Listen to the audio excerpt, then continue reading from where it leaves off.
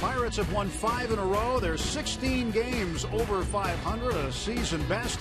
And tonight they begin a much-anticipated 4-game series with the St. Louis Cardinals here at PNC Park. Best 2 records in baseball going at it tonight. Hi again, everybody. With Bob Walk, I'm Tim Neverett. Robbie Ince-Mikowski will join us in just a little bit. And Bob, when it comes down to the Cardinals and Pirates series, you have to talk about pitching. The 1 and 2 teams throwing the ball in Major League Baseball. Oh, they got 2 great records, and it really shows you again how you get those great records. You pitch better than everybody else.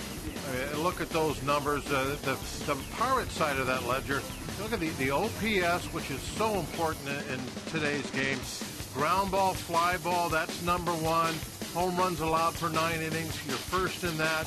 That's just a tremendous recipe to get to the postseason. That's our Barrel Automotive League leader's stat. And when you look at the series between the Pirates and Cardinals again, the home team has had an advantage. They're playing at PNC Park, where the Pirates have had a decided advantage over the last 2 years.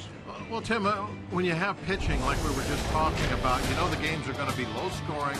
They're going to be close. Somebody's probably going to win it in their last at bat. And because of that, in this series, the home team has always had a great advantage. Team that hits last in a close game has that advantage, and they make good use of it. You see, 32 of the 44 games been won by the home team. I like our chances in these next 4. So the Pirates and Cardinals prepare for Game 1 of this highly anticipated series. It's time to clip the Cardinals as the Pirates try to tighten up the National League Central Division race. First pitch and lineups coming up on Root Sports.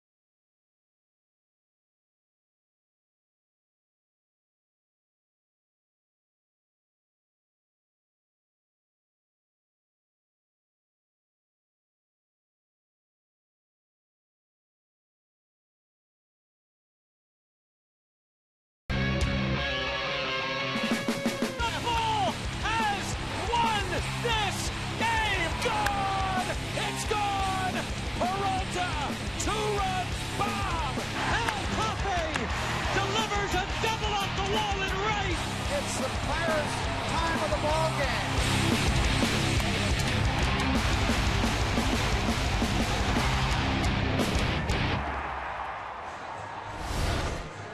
Expecting some fireworks tonight in Game 1 and all weekend here at PNC Park as the Pirates and Cardinals get set to go at it. The Bucks wearing their military uniforms on this Thursday home game. We take a look at the National League Central standings. 4.5 games separate the Cards and the Pirates. Johnny Peralta's 2-out, 2-strike, 2-run home run against the Cubs last night completed a comeback, and that was the difference between it being a 3.5 game lead and a 4.5 game lead. And Mike Matheny preparing his team, talking to catcher Yadier Molina. Clint Hurdle sending the Pirates out of the field right now as the Bucks and Cardinals, the only teams with 50 or more wins in Major League Baseball, getting ready for the first pitch of this one. Gregory Polanco, last 2 games, has driven in the game-winning run in the 8th inning, and he's got to be feeling a little better about things offensively. Yeah, I got to agree with that. Polanco has not yet started to hit the way everyone knows he can, and looking forward to this second half and hoping that that's going to be a little catalyst what he's been doing the last couple of days to get rolling. Cardinals lineup written up by Mike Matheny. Peter Borges leading off this season against the Pirates in 6 games, hitting .375 with 3 doubles. Ben Carpenter over at second base. This is just his 3rd game there this year. Johnny Peralta, Jason Hayward, Yadier Molina. Mark Reynolds plays 3rd. Randall Grichuk in left field. Xavier Scruggs is the first baseman. And Carlos Martinez on the hill facing left-hander Jeff Locke. Take a look at Jeff's numbers. Nothing is spectacular in his numbers, but consider him the 5th guy on this team.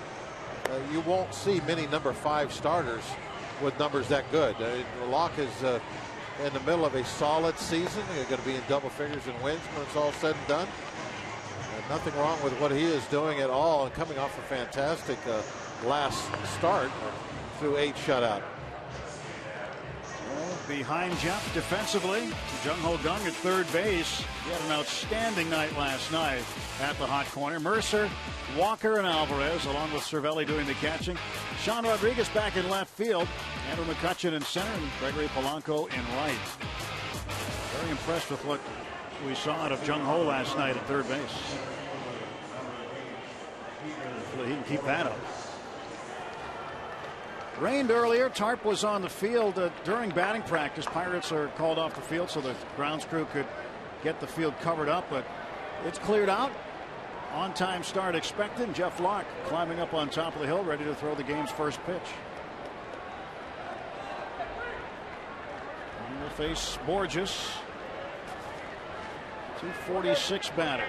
Speed. Keep him off the bases, especially when there's nobody out. I want the Cardinals to start an inning off by getting him on. 1 ball, no strike pitch. And that's in for a strike. Part of the key to Jeff's success in his last outing against Cleveland was his first pitch strikes. He had 17 out of 25 first pitch strikes. 1-1 pitch. Swing and a miss. Great changeup. Pirates are 23-11 in Locke's 34 home starts, so he has done well here at PNC Park, looking to put together back-to-back beauties. Strikes out Borges to start the ball game. Hey, followed up that excellent changeup with just a gorgeous curveball. Beautiful. 1 out. Let's take a look at the Rivers Casino tips to win, Bob. Repeat performance. Last time he walked off the mound, he had thrown 89 pitches through 8 innings and was working on a 2-hit shutout. Hopefully he has something like that in him, for this ball game. And Carlos Martinez, the Cardinals starter, hopefully he'll have a repeat performance. Last time the Bucks saw him, they tagged him for 7 runs. Couple of repeats. That's what we're looking for. Rinse, lather, repeat. Yep. 0-1 to Matt Carpenter. Carpenter hits one up the middle. That's a base hit. That's what he does. Singles and doubles. He hasn't been doing it as frequently as he has over the last couple of seasons, but still a very, very effective offensive weapon for the Cardinals.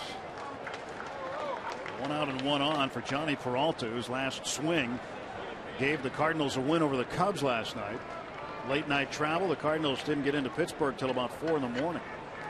Well, this Cardinal team, they have a lot of gaudy pitching numbers. We talked about those in the open, but you're not going to see a lot of crazy numbers on offense tonight. Peralta leading in a lot of categories, even though most of his numbers are just kind of decent. 44 RBIs, 12 home runs, 292 batting average. That probably better than decent, but still that's top shelf on this Cardinal team. 0-1 pitch coming from Jeff. And Peralta pops this one up. Coming into play, it is McCutchen. 2 down. Carpenter back to first. But last night, Peralta with 2 outs and 2 strikes and a man on base in the 9th. Hit this one out off Pedro Strop. He's the first Cardinal player to hit a behind to ahead homer in the 9th or later at Wrigley Field since Lou Brock in the final week of the 1967 season.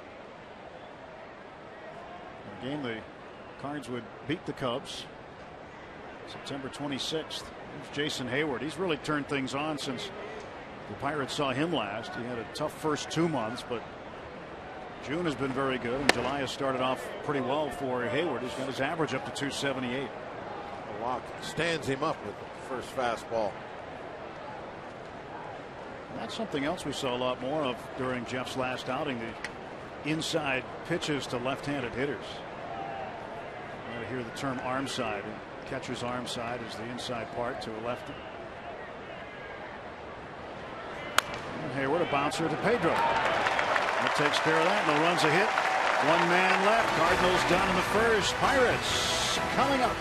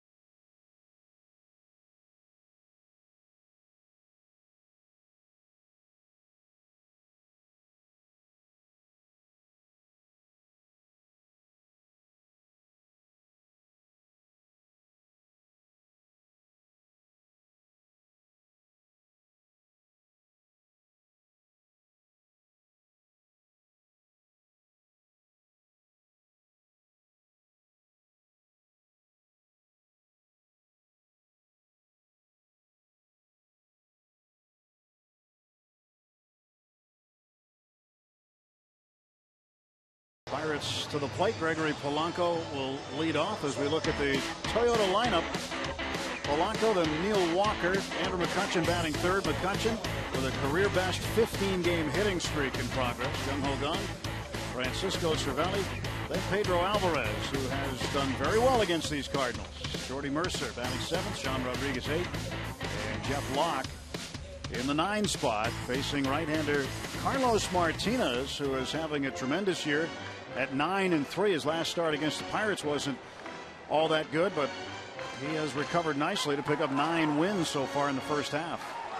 Well, he definitely has great stuff. A fantastic fastball, excellent velocity, very similar to Cole's, and also throws a very good changeup. Just drew the initials of Oscar Taveras in the back of the mound, as he always does. His great friend who passed away tragically in a car accident. And he wears his number 18. Changed numbers. And there is the patch for Oscar Taveras that all the Cardinal players are wearing. 1 ball and no strikes to Gregory. Starting to become Mr. 8th inning, at least over the last 2 nights. His hit last night ultimately ruled a single, where he went to second on the throw, but he got the run in. Ishikawa scored from first base with a go-ahead run that would put away the Padres, and the Pirates would complete the 3-game sweep over San Diego. Charlie Morton, who got, I wouldn't say roughed up so much, but got touched up a little bit. Matt Kemp a home run, gave up a double to Solarte, and then another double to Melvin Upton, but then really settled down. Gave the Pirates a quality start, 6 innings, 2 earned runs. Kind of the way Charlie has been pitching of late. No problems early in the ball game with that control, and then after he gets about 30 or 40 pitches in, he gets into a rhythm. And this one to the wall, and Polanco around first, and he will cruise into second with a leadoff double.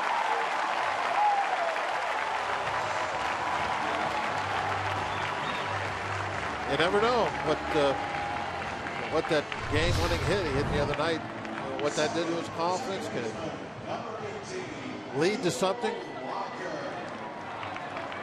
Yeah, very few at bats since then, but it sure is starting to look like it, doesn't it? Ripped that ball off, big hit last night off the wall. Oh, what a boost that would be. If he can keep putting the ball in the opposite field gap like that at this ballpark, he's going to pick up some bases, that's for sure. Doubles and triples area. Walker to face Martinez. Pitch outside. The weapon that Martinez has is his changeup, much like Locke. The opposition hitting just 100 off the changeup of Martinez this year.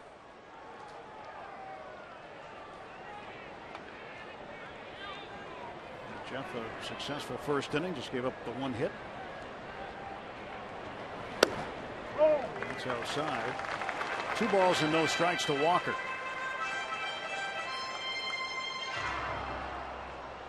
Martinez has appeared against the Pirates 12 times now. This is his 3rd start against the Bucs. He's 0-2 with a .623 earned run average against Pittsburgh.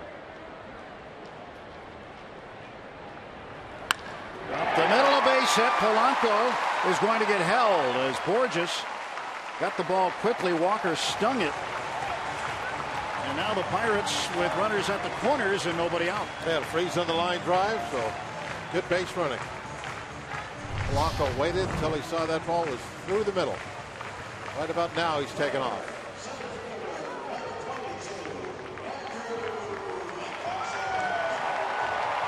Sweet swing of Neil Walker. Watch Polanco. Yeah, waited. He saw the ball go through the middle as soon as it hit the ground. Then he moved. Very good. There was 2 outs. He's off with the crack of the bat. And he's got a chance maybe to score on that single with the speed he has. You gotta like your chances to get a run with McCutchen up and nobody out. First ball swing down to third base. And now they're going to come to the plate. Polanco is out. A base running gaff by Gregory Polanco there. He hesitated and ends up getting thrown out by Carpenter. That's a double play for St. Louis. And that changes the entire face of this inning. Well, I just praised him for his good base running, and you can't stand there with runners at first and second. They're going to turn a double play if you stand at third. So if you just stay there, now it's going to be 2 outs and a man at third, which is a horrible situation. That's not what you want. You have to go home when that ground ball is hit and draw the throw. I think he's safe, by the way. Well, Pirates are looking at it. But you got to go when the ball is hit and draw the throw so the Cardinals don't get a double play. And hopefully you can stay in a rundown long enough to where you're right back to first and third, right where you were to begin with. It'd be first and third and 1 out instead of a man at third and 2 outs. That's basic base running. Jung Ho Gun batting now with 2 outs and a runner at first. Throw to first, cuts back. And of course, here's why. Was he out? No, I got him in the foot. Yeah, got him in the foot. Didn't see that the first time. I thought maybe he just tagged him up high. But definitely got his foot. Ground ball to Peralta. He flips to Carpenter. And the Pirates come up empty-handed in the bottom of the first inning.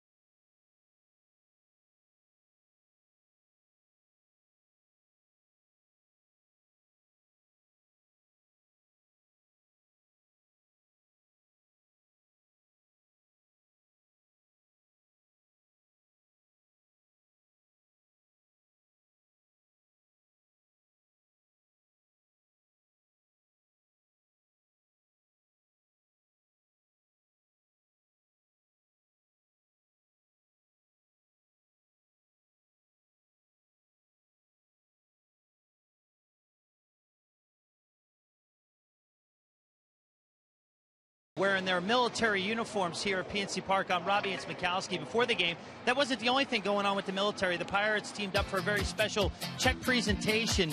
And Pittsburgh Brewing, the makers of Iron City Beer, presented a check for $12,500 to the It's About the Warrior Foundation. Pittsburgh Brewing CEO Brian Walsh presented the check to Steve Monteleone, founder of the foundation, along with a few vets.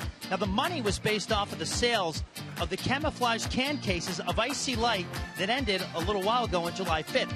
Now, the foundation assists post-9/11 veterans and their families from the tri-state area with programs designed to lead them to a successful and enriched life. So not just the uniforms, Tim and Bob, when you look at what the Pirates did with Pittsburgh Brewing. Really cool presentation. Money going to a good cause.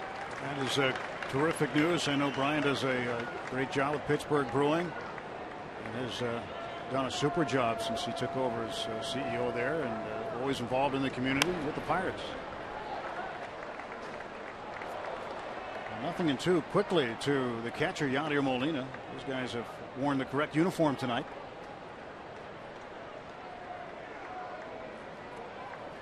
.289 this season for the Cardinal catcher. A couple of home runs, 28 runs batted in. And he strikes out. Maybe the first guy in a while from the opposition we've seen actually run out a drop third strike. Second strikeout for Locke. Locke's been throwing a pretty good curveball.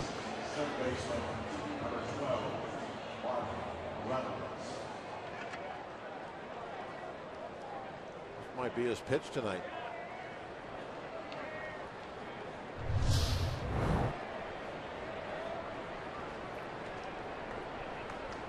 One out, base is empty. Mark Reynolds, the third baseman. Toll hitter. Good velocity on that 93-mile-an-hour fastball from Locke.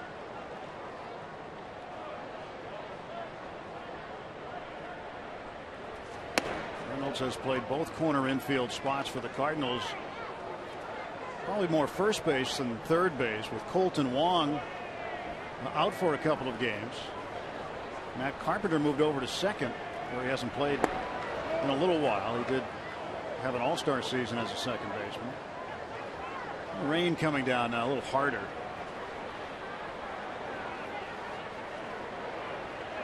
Two-one. There's a strike. Count even 2-2. See some of the fans putting on the necessary equipment, which has become standard issue this month and last in Pittsburgh. I wonder if the players even notice anymore. They're probably so used to it. Yeah, it hasn't just been Pittsburgh. Been a lot of places that have been getting a ton of rain. Had a big delay in Chicago last night with these Cardinals. Why they 3-2 in the dirt. He's walked him. were late getting in. Reynolds down to first base. And Colton Wong on Tuesday at Wrigley Field made this play, landing on his face. And he'd made a couple of plays prior to that. Came in the dugout after and complained of a headache. And so they referred to that as concussion-like symptoms that held him out. Just before the game tonight, though, he was cleared to return to action. So we may see him available off the bench as soon as tonight for the Cardinals. Randall Grichuk, the left fielder. 1 out, 1 on. 1 strike.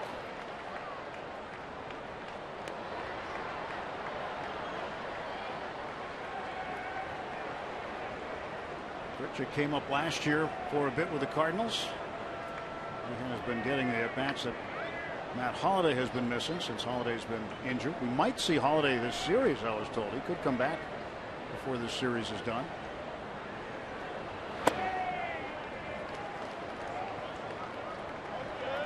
One ball and 1 strike to Grichuk. Another good fastball velocity-wise inside. Lock.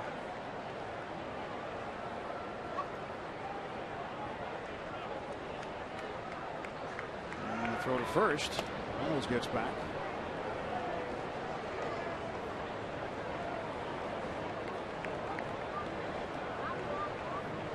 Talk to people around the Cardinals about Grichuk and Matt Holliday. You know, Matt Holliday known as a real strong hitter. Got great strength. There's a lot of people who feel that Grichuk can compete with him strength-wise. A lot of good off-speed pitches. I mentioned earlier the curveball's been good. I think we've seen 3 or 4 decent changeups. That was a nice one behind in the count, or even in the count, excuse me, to feather that in over the outside corner. Ooh. Jeff wanted that corner and didn't get it. Yeah, look at that velocity again at 93. Locke's average velocity is 91. And most of his fastballs tonight have been above that, so he's feeling pretty strong out there. Larry Vanover, the crew chief. He only threw 89 pitches in that 8-inning workout that he had. 2-2 to Grichuk. And a bouncer toward Jung Ho. They get 1 there. That's all they'll get. And Grichuk aboard on a fielder's choice. 2 men out. First baseman, number 59. Gung having a very good year with that glove to this point. Always very quick with that exchange. Accurate, strong arm. His English is coming along too. I said to him on the field today. I said, good glove last night. He said, thank you. That's one of the easy things to learn, though. Thank you. Yeah, that's probably one of the first ones. But he's also learning Spanish to be able to communicate with all of his teammates.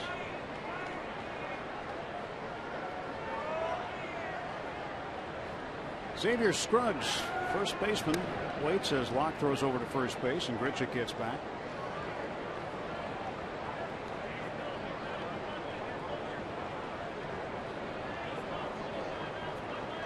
Scruggs been up and down from AAA Memphis over the last couple of years. And Grichuk takes off. Cervelli's throw. Oh, what a throw! He got him! A perfect throw by Cervelli. And Grichuk tagged himself out. That was a changeup also. A great pitch to run on, but Cervelli didn't care. Wow, a rocket by Francisco Cervelli into the glove of Walker.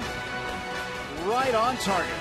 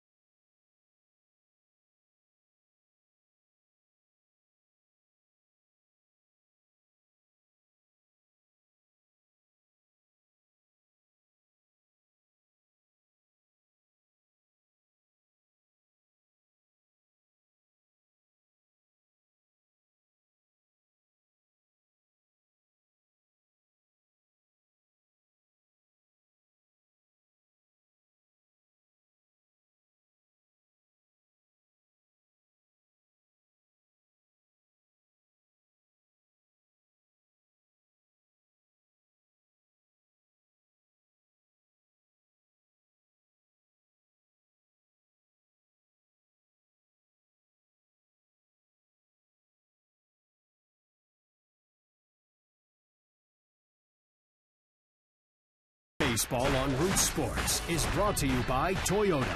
Toyota helps you get the most out of your drive. Just ask a friend who drives one. Toyota, let's go places. By Barrel Automotive, we're driven to be better. And by PNC Bank, for the achiever in you. Let's go Bucks. Here in Pittsburgh, we start on with the second inning. The UPMC scoreboard, no score. Francisco Cervelli leads off after he just threw a dart down to second base to retire Grichuk, who was attempting to steal. If he could have just reached all the way and placed the ball, that's where he would have thrown it. I mean, if he threw it anywhere else, he wouldn't have had him. Neal caught that ball right where he needed to put his glove to make a tag. Beautiful throw, and it was on a changeup. Always tough to throw guys out on that changeup.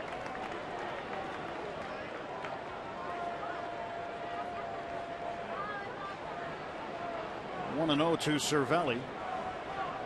Francisco hitting .292. Swings, hits a ground ball to short. Peralta throws on to first. One out. The Pirates had the opportunity in the first inning. First and third, nobody out. Base running gap by Polanco on the ground ball to third. Cost him a run. And then the inning really flipped over. Well, I got to give him props for hitting the double and good base running early on. But I mean, that all kind of goes out the window when you can't close, you can't finish it out. It's like making a great catch and messing up the throw. It's kind of inning you had on offense. Matt Carpenter throws out Pedro. 2 down. Yeah, you make that great diving catch and then you get up and then you can't finish it with a good throw. That's kind of like the inning that Polanco had with the double. Good job of freezing on the line drive. We showed that a couple of times. But you got to turn the page.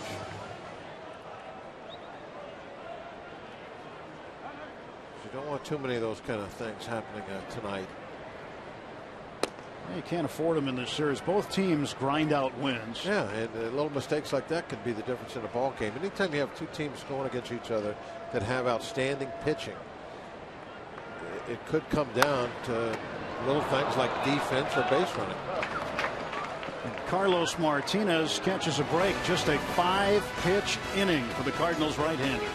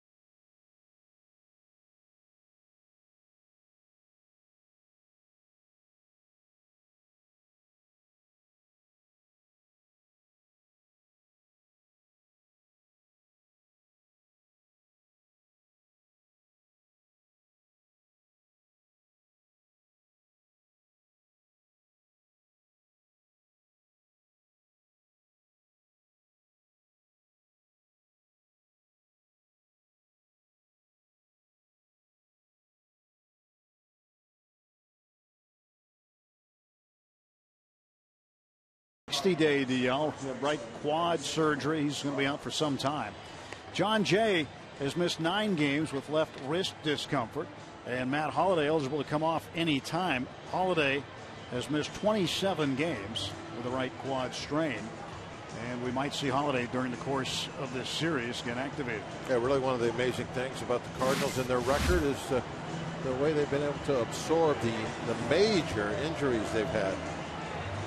Right there at the very beginning of the year, they lost their ace of their staff, Adam Wainwright, for the season. Colton Wong's missed a little bit of time, and Mike Matheny apparently will have him available tonight. Been cleared by the Cardinals to get back in.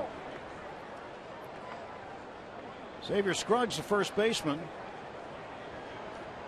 282, no homers, 7 runs batted in, just played in 15 games.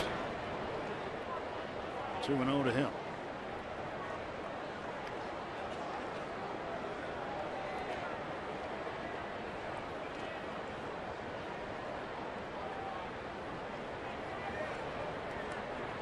And launch 2-0 is fouled off of Cervelli.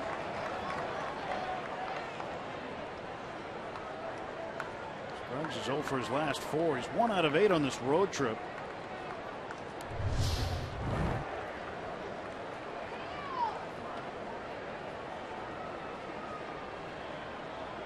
Side of that mask knocked it halfway across his face. Got the little ear flap that sticks out there. That keeps the ball off your ear. A broken bat roller foul. Scruggs will get a new bat.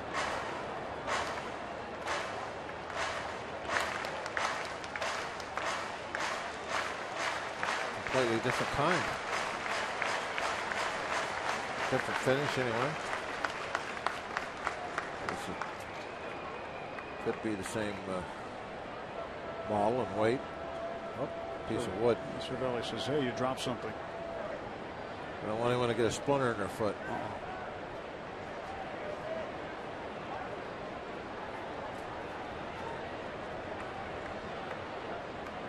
Well, Jeff has a 2-2 count on Scruggs. And he struck him out. Third strikeout for Jeff Lott.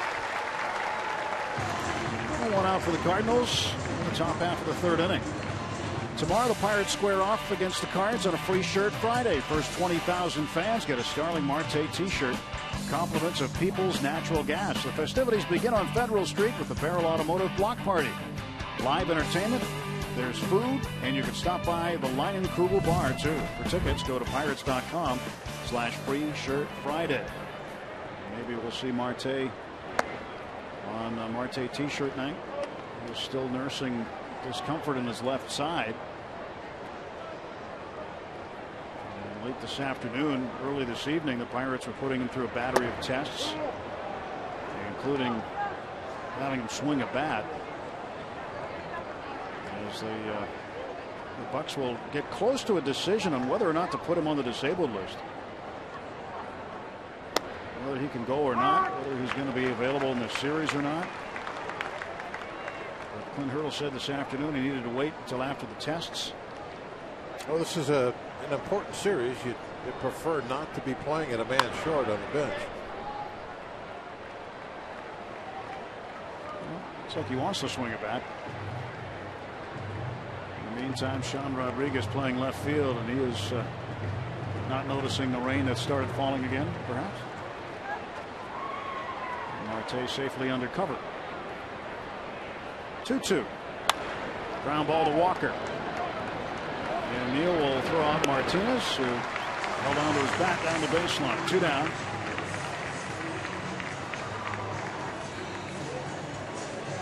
And back to the top of the Cardinal order. Kind of just a heavy mist. See it around the lights up there. It's a little drizzly night.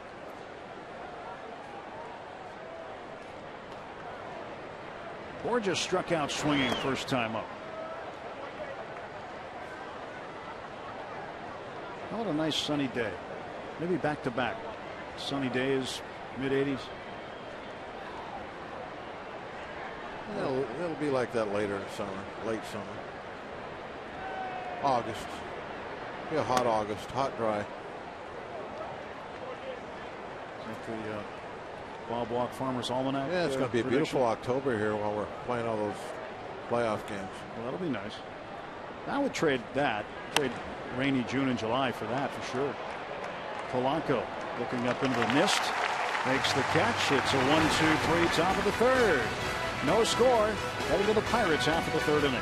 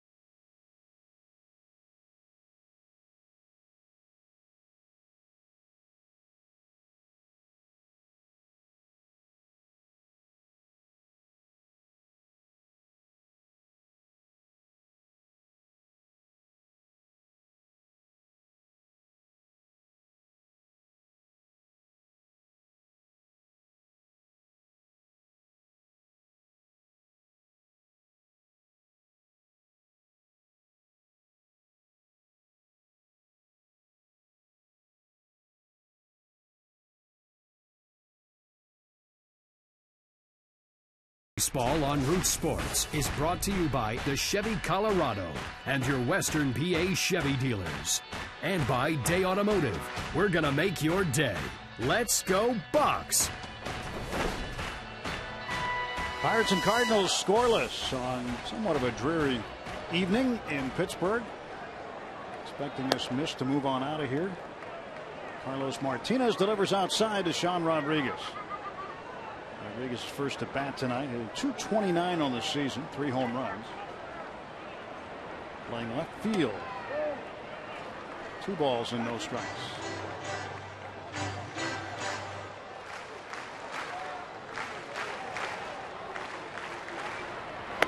Three 3-0. Martinez possesses a very strong right arm. He can light up the radar gun. Cardinals at one point this year had asked him to kind of back off and work on his control instead of dealing with trying to throw it through a brick wall. Pitching coach Derek Lilliquist working with him, and they kind of found a good mix and got his control and velocity in check. Leadoff walk to Rodriguez, and the Pirates with a man aboard. Jeff Locke coming up. We'll take a look at our Day Automotive this day in Pirates history. This day in 1977, Mario Mendoza hit his only career walk-off, a 2-out single to right in the 12th inning. The Pirates beat the Phillies 9-8 at Three Rivers Stadium. Phil Garner went 3 for 6 with a homer, a double, and 2 runs batted in. Wonder if that hit put him above the line. Might have made him a 200 hitter. No, is he 198 at that point? Somewhere around there. 1-0 to Locke. Cardinals playing him to bunt.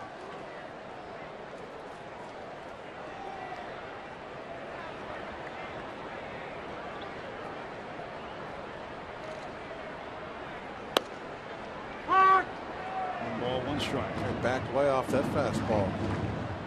It's 93.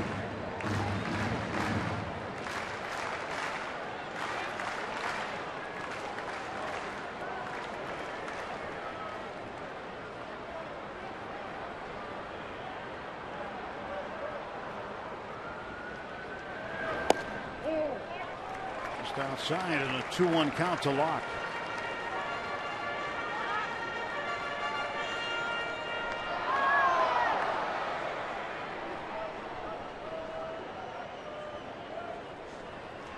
Sean Rodriguez, a leadoff walk. He is at first, nobody out, and a 2-1 coming. It's 2-2 as Jeff punts a foul.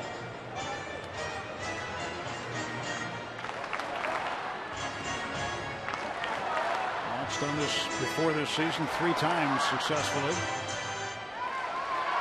Trying to sacrifice Rodriguez over. Well, these are one of those little things. Talking about base running, playing defense, making the difference in these games with the Cardinals. Ancillary stuff you can do as a pitcher also plays big in these games. Pulled it back and swung and fouled it off. There's always the danger of hitting into a double play. AJ did that the other day. He was bunting and swung away and hit a ground ball to one of the infielders, and they turned 2 on it.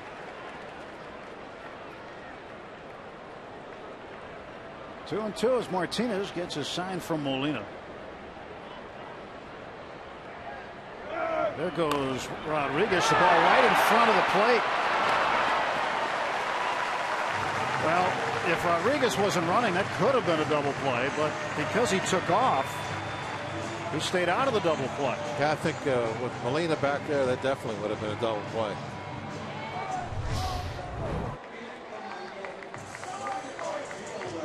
Put that bunt down just right there in front of home plate. Now, if Sean's not off with the pitch, Molina's just going to reach down, pick that baby up, and fire right to second base. Saw Reynolds retreating to third. Rodriguez took a good sized turnaround second base with nobody covering third. Well, with Reynolds getting back there, Rodriguez had to stay at second. Back to the top of the order, Gregory Polanco, who doubled his first time up. Takes ball 1.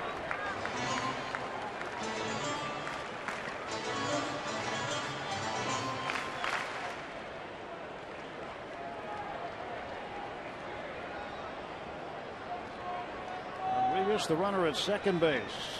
No score, bottom of the 3rd inning, game number 1 of a 4-game series.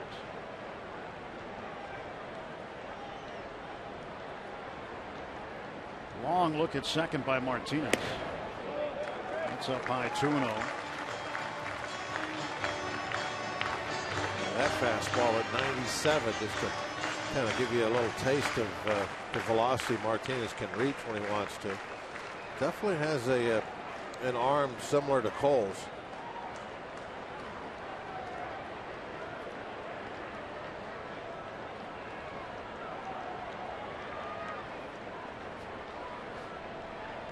You see that last fastball. Maybe Polanco got a break in the strike zone. 2-1 now. Count may have evened out.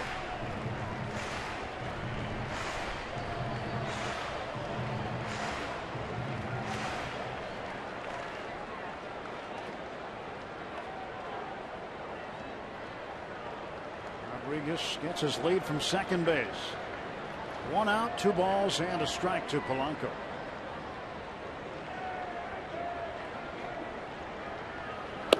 Tried the corner and missed.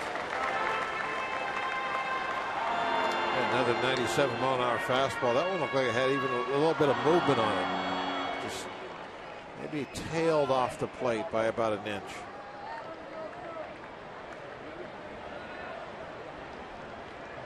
Just outside. Couple inches. Yeah. Thought it was closer than that. And missed Same again. spot. Same spot. 2 walks in the inning.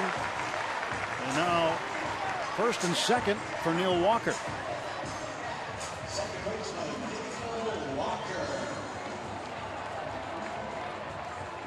Gregory aboard for the second time. Pirates a little something going. Walker 1 for 1. Had a base hit up the middle in the first inning.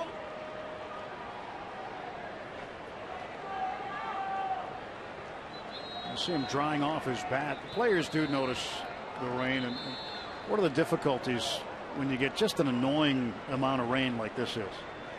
Not enough to stop the game. I'm not sure why the hitters do that. I've never really asked one. I've always been curious about it. You see him doing it. There he's doing it again. Like why that They want the bat to be as dry as they can on the barrel where they call. You think if it was anything, it'd be the grip, but they always are drawing the barrel where the ball hits. Now, from a pitching standpoint, it's just about the footing. That's the only thing you notice.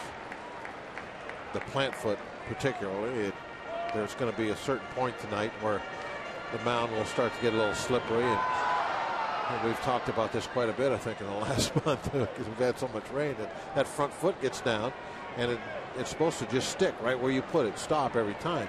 Well, if it gets down and then slides forward 2 or 3 inches, that makes it very tough to throw the ball where you want to. You're not throwing off a nice solid base.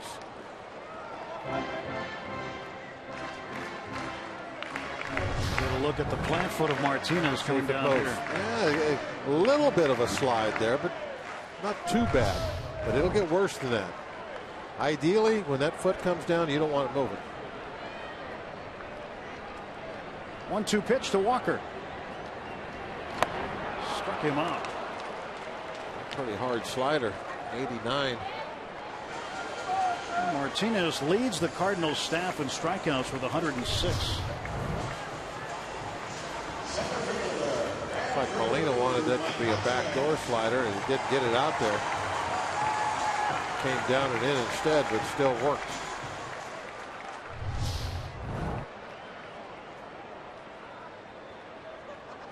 Walker 1 for 2. 2 down. Pitching is not an exact science. There are times where you let go of a ball and say, oh no, and then you're like, oh, strike 3.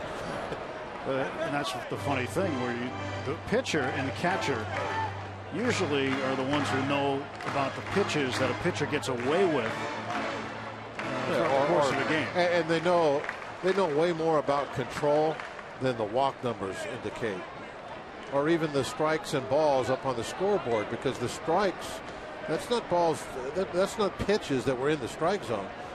That you can get strikes when guys are swinging at pitches all over the place. So the catcher knows if you're following his glove around, and sometimes you might not be, but it's by design.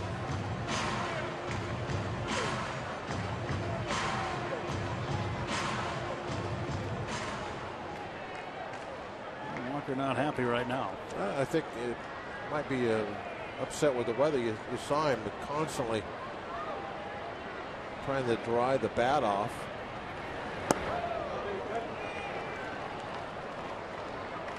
Going close. Right on the bottom part of the strike zone. McCutchen might have been fortunate there. Martinez has thrown, I think, 3 this inning that I can remember that have been that have hit the strike zone that haven't been called. Kutch with a 1-2 count. 2 on, 2 out. 2-2.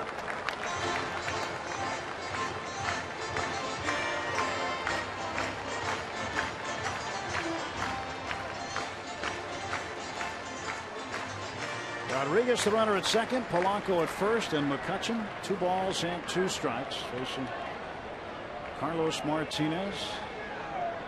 A couple of all-stars facing each other here. Martinez figures to be there.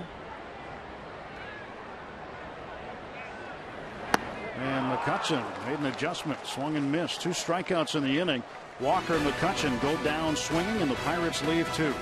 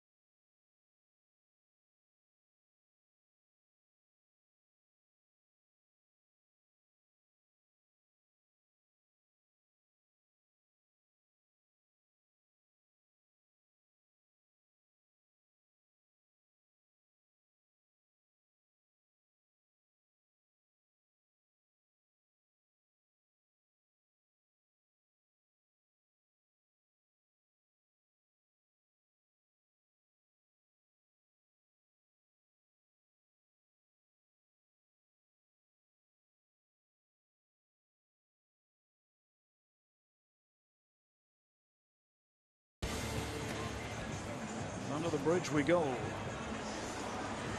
No score. So we go to the top of the fourth inning along with Robbie Smikowski and Bob Walk. I'm Tim Neverett. They're staying hydrated in the wet weather. And Jeff Locke pitching to Matt Carpenter. Close to his elbow there. It's ball one.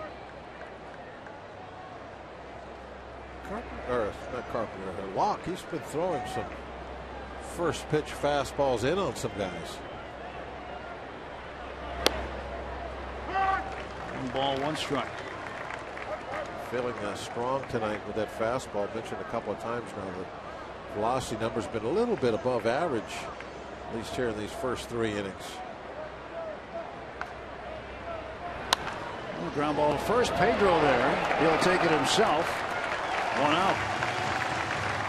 Nice play by Pedro. Locke has only thrown 41 pitches at this point. The Pirates, I think that they probably pay more attention to Locke's pitch count during a ball game than any of the other starters. He's only gone over 100 pitches 3 times all season. They really are careful with Locke. I think 104 pitches is the most he has thrown in any one game the entire season. That was back latter part of May.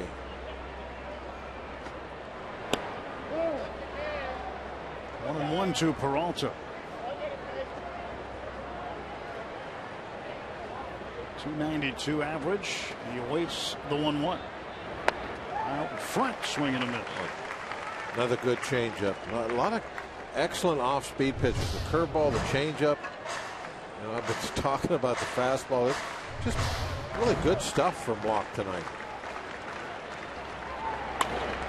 Ground ball towards short. Backhanded by Mercer. Jump throw. Got him in plenty of time. Terrific play by Jordy Mercer. You know, what makes that even more impressive is that, the weather conditions tonight. The ball is wet. The ground is wet.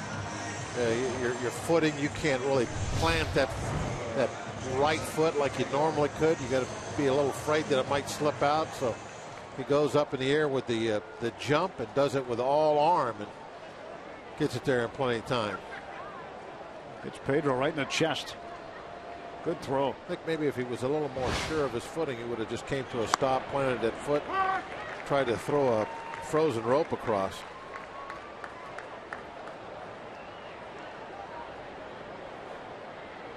Nothing in one to Jason Hayward. Almost 1-1 as it takes inside. This month, Hayward has a team high 10 hits.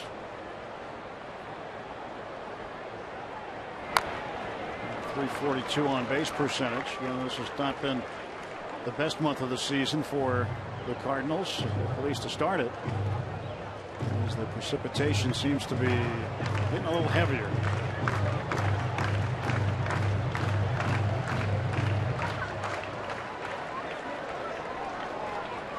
Two outs, nobody on. 1-2 pitch.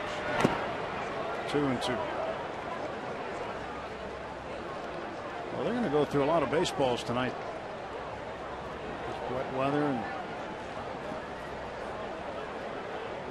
anything in the dirt's thrown out anyway. But I guess you get a ground ball to an infielder, Bob. You want to get that ball right back and use it, don't you? After it's been all wet. I want it back if it's all scarred up. I don't know if I want it back wet. But if it's got some marks on it, because that's going to affect the flight, going to move left or right.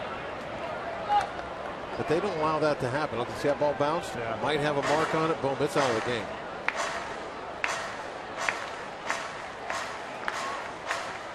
Warning track starting to get shiny, meaning it's collecting water.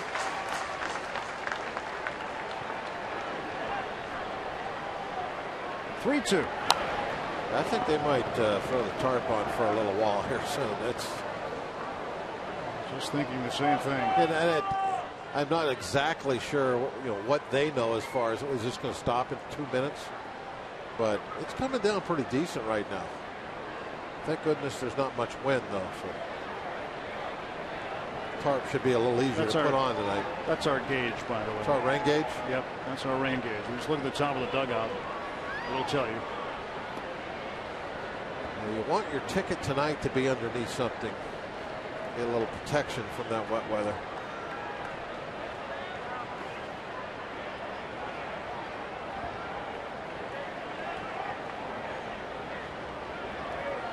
I think it's already starting to lighten up now a little bit from where it was a few minutes ago. And Jeff walks Hayward with 2 outs.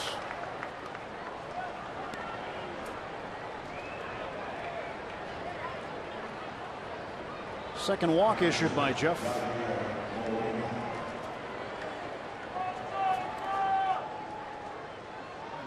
You know, the balls came back. If they were wet at all, two things that I wasn't really crazy about was they'd feel slippery.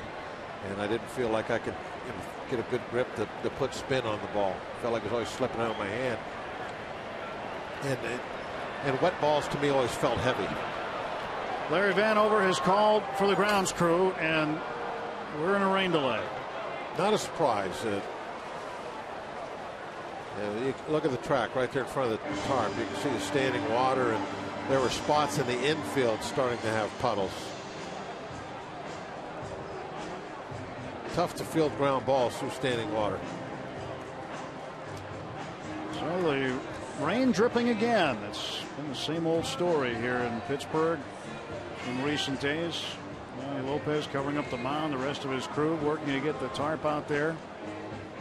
That tarp's been getting to work out this week, that's for sure. So top of the 4th inning, 2 outs, and Hayward a runner at first base. And we're in a rain delay at PNC Park. Game 1 of a 4-game set. Pirates and Cardinals. A lot of the fans braving out the weather. And this, we are told is supposed to get through here. How long it'll take, we're not exactly sure, but we do know that we'll stop baseball for a little while they cover the field, and then whenever we do resume, they'll have to prepare the field again. And that always takes a few minutes as well. Unfortunately, no high winds like there were here earlier in the week that gave the grounds crew a real hard time getting that tarp on the field. Well, we had an on-time start tonight. Things were looking good for a little while, and this rain just kind of hung around there. That's Matt Gerhardt right there. He was the grounds crew member that was caught up in the tarp a couple of nights ago and survived it unscathed. Should go on that show, Survivor. While we wait, let's go to Miami, where the Marlins are hosting the Reds. So while we watch the grounds crew here, and while we look at the rainfall, and while the team watches what's happening at another game up on the big screen, our Robbie Makowski had a chance to interview Perry Farrell from Jane's Addiction a little earlier today. We're pleased to be joined by Perry Farrell, the lead singer for Jane's Addiction, playing a show tomorrow night at Stage AE. Perry, I know you're in town for the show tomorrow night, but what brings you to a ball game the night before? Well, you know, we're on the road with our kids, and we look for things to do while we're in the various cities. And we heard that there was a Pirates game going on, so we, you know, made some phone calls, and here we are. Now, you're a sports enthusiast yourself. Not a lot of people may realize that, but you know a little bit about the history of the Pittsburgh Pirates. And Doc Ellis, you're a fan of his. What brought that about? Well, Doc is a real colorful character. Not only his, you know, physical prowess and the things he was able to accomplish on the baseball field, but also what he did all off the field, the blurring of the color lines. You know, he was, as I say, very outgoing, and it was a really exciting time in sports.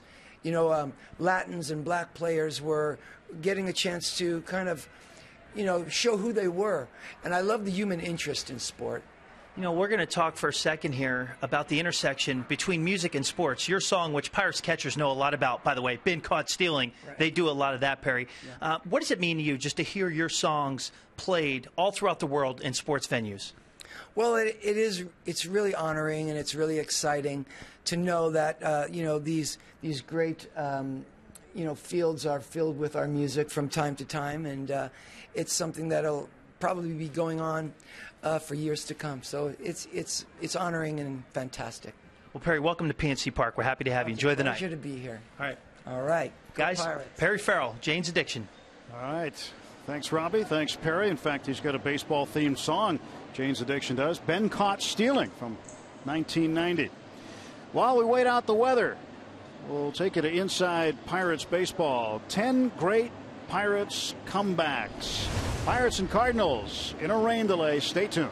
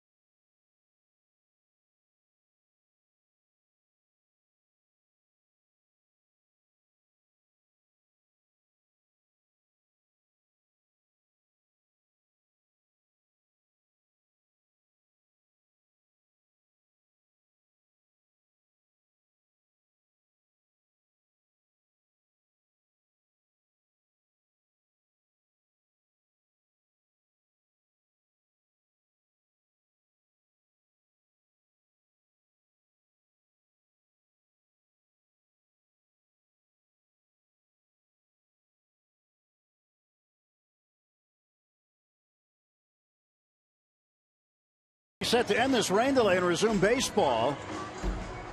These guys tweeted this, our Point Park University tweet, how to beat the rain delay. They came with the snorkels. Well equipped, that's for sure. That's the way to do it. It could be a little warmer out for that kind of outfit, but as far as the water, they're just right. And then what about the Pirates? What do they do? Well, Jung Ho Gung entertained them because on the PA a little while ago, Gangnam Style by Korean artist Psy and his teammates encouraging him.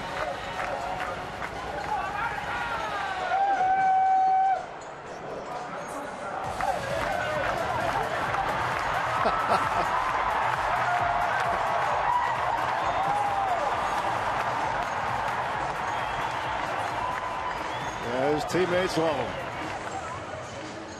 They are really having a great time this year. What a clubhouse to be a part of. Absolutely.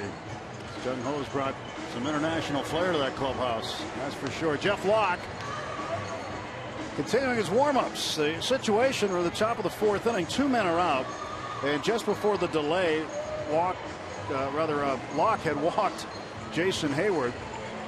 So the Cardinals have a man aboard, and there is no score. Pirates with 2 hits, and the Cardinals with 1, and a souvenir from the hands of a 5-time All-Star into that young lady's hands. Look at that smile. Made her night.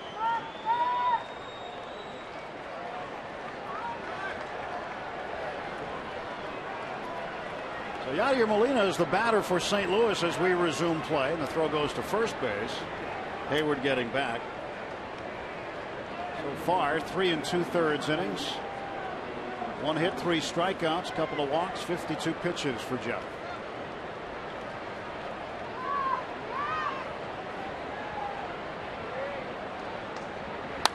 Molina fouls this one off for strike 1, 0-1. Gangnam Style came on. They put it up on the big screen too. The entire ballpark could see. Oh, it was great. The cheer that went up was pretty amazing. It's like Jung Ho just hit a double. Everybody was up dancing, loving it. And Molina lines this one to left field for a 2-out base hit. 2 on for the Cardinals, 2 out. We'll have to see how Locke responds to a rain delay. Everybody can be a little different. Never know how you're going to feel when you come back. Sometimes better, worse, sometimes the same. You just have to go through it, see what happens. Now, before the rain delay, I thought Locke had really good stuff. The curveball, the changeup, fastball had a little bit better than his average velocity. He was pretty much able to control everything. Hopefully that will continue. See a few dark clouds still off in the distance. Well, Reynolds walked his first time up. And he takes a strike here. 0-1 to Mark Reynolds. Reynolds at third base. Again, we don't see Reynolds hit the ball to right field that much. He does occasionally.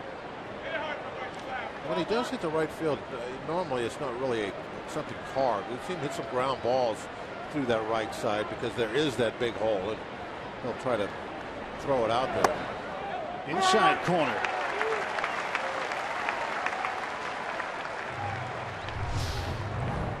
The Pirates are trying to work him in.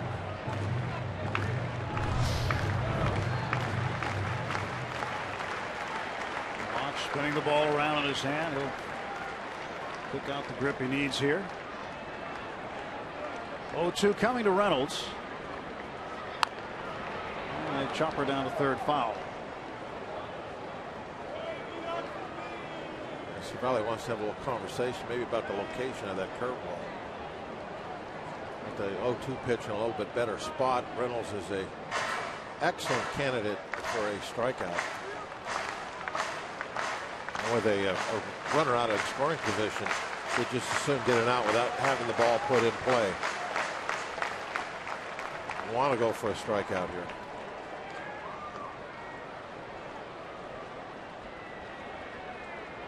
Most of the time you're trying to pitch to contact to get your outs, but not in this instance.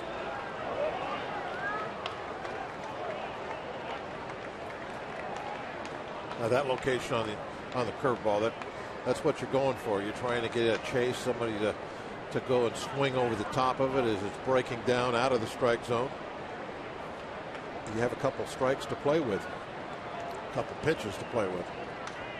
1-2 to Reynolds, way out in front. He strikes him out. Blocked now with 4 punch-outs. And 2 men left on base for the Cardinals. And Jung Ho doing it Gangnam style. Pirates looking to get on the board.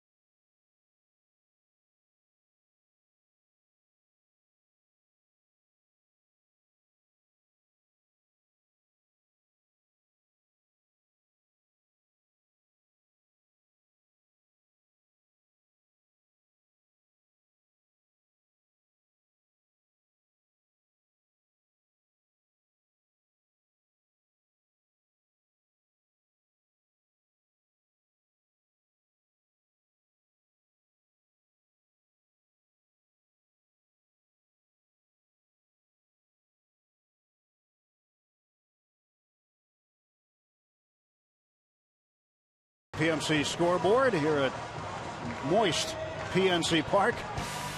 Download the MLB.com ballpark app on your mobile phone and check in next time you're at PNC Park. This free app personalizes your PNC Park experience with check-in offers, rewards, social media, and exclusive team content. Download the ballpark app with Google Play or the App Store on your iPhone or Android.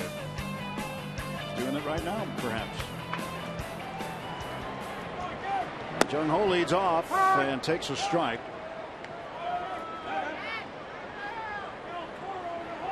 Nothing in 1 to Jung Ho Kang, who fouls this one off, and the count quickly 0-2. Point Park University tweet: when Kang dances on the Jumbotron to Gangnam Style, you know it's going to be a good night. You hope so. Well, it's back to business now.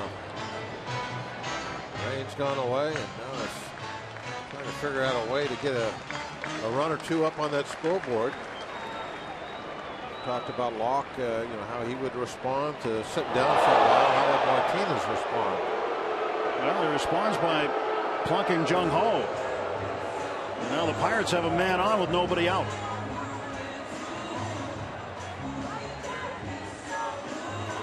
Well, it wasn't a pitch that Kang could get out of the way of, that was for sure. Way inside. Wow, right between the numbers. That one hurts a lot. An awful lot.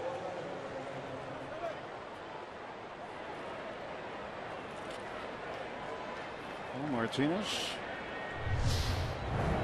with Jung Ho at first base, and now we'll have to face Francisco Cervelli, who grounded out short first time up. And a strike. Francisco thought it was low.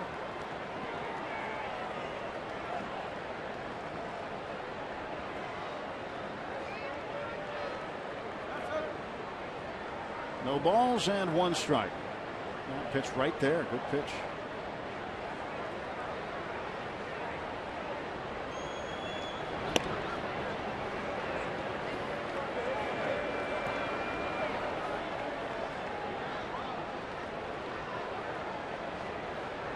.291 the average for Cervelli. 66 hits on the season and 227 at bats.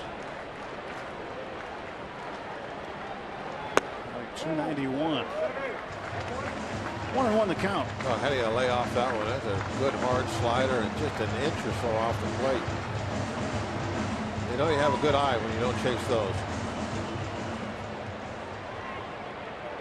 Look where that pitch was, and that's a slider that was coming off the plate. And right at the last moment, Cervelli was able to say no to it.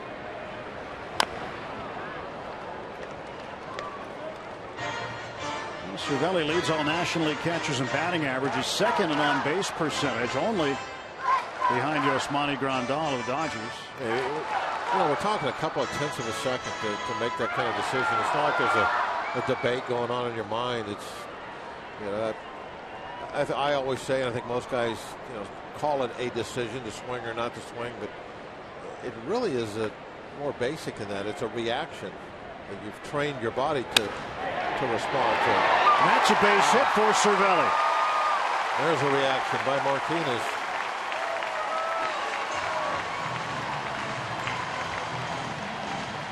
Martinez not too happy with the way this inning has gone. Jumped out in front of Dung and then ended up hitting him, and now he's got a slowly hit, broken bat, ground ball, perfectly placed to sneak through that hole.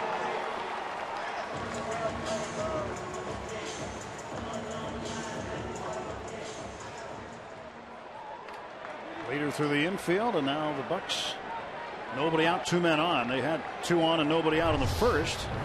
Came up empty, and now they hope to cash in. Pedro Alvarez facing Martinez. Now it goes to the backstop. And now the Pirates with 2 men in scoring position. John Ho down to third. Francisco over to second base.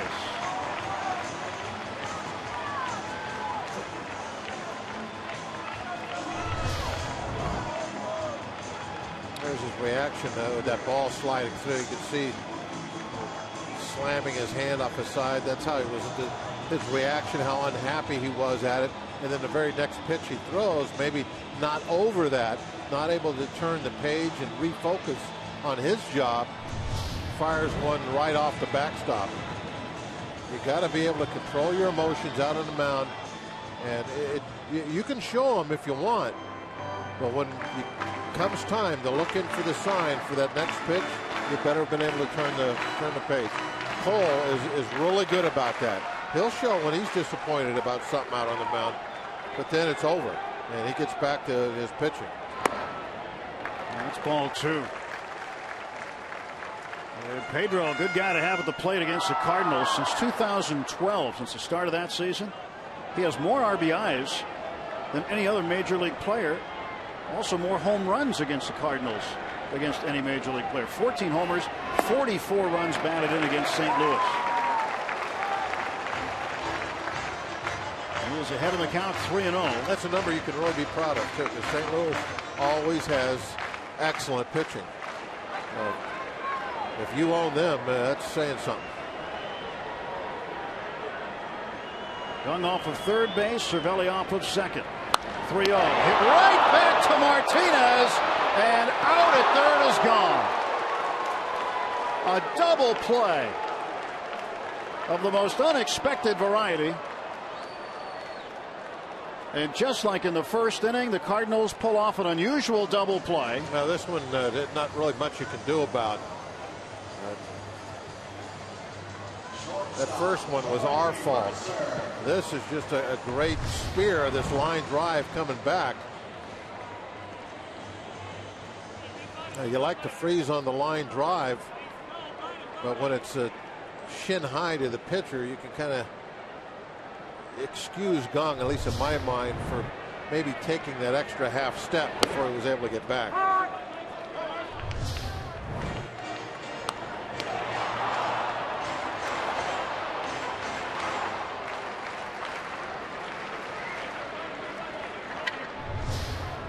Well, got himself out of trouble with his own glove. A great play.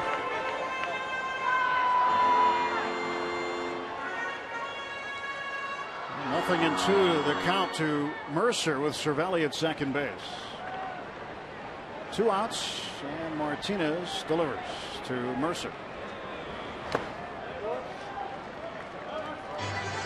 1-2. Still a chance at a run here with a man at second.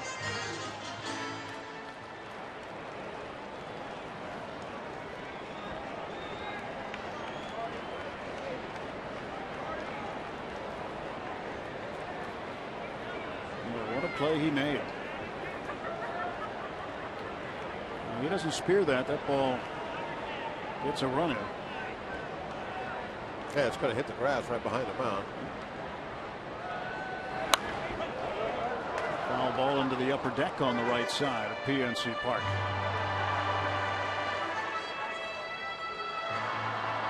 Over the last dozen or so games, Jordy's hitting .362. He has upped his game at the plate. And now the 1-2. Down the right field side. That'll slice into the seats.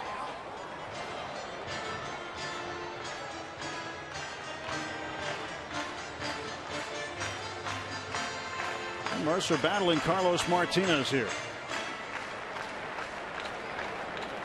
Last pitched against the Pirates exactly 2 months ago.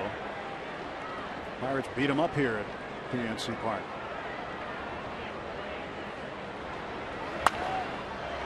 To right field and over to the stands it goes.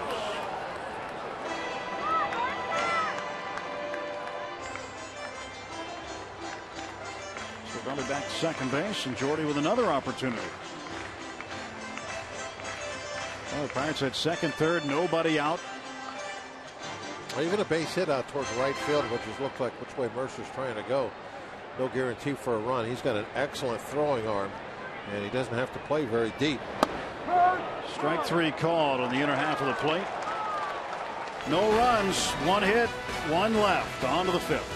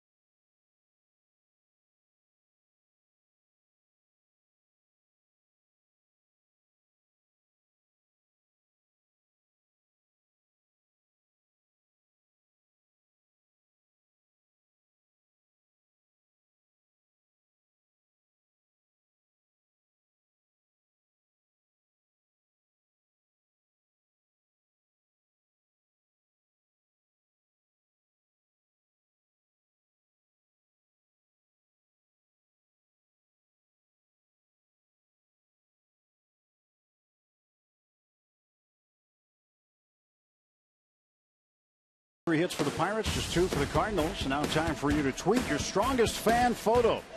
Use the hashtag #PittDataStrongFan. And you just might see yourself in an upcoming broadcast. It's brought to you by T-Mobile. I'm glad you're with us tonight. We've seen a game of 2 teams that are playing neutral zone trap baseball, basically. A couple of key double plays for the Cardinals have kept this game scoreless. Otherwise, the Pirates would have been on the board a couple of different times. Gunn-Ho doubled off of third base on that quick line out. Gregory Polanco, base running mistake in the first inning, cost the Pirates a run.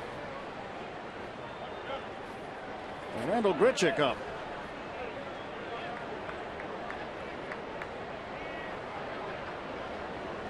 Grichuk, the left fielder, reached on a fielder's choice and then was caught stealing to end the second inning.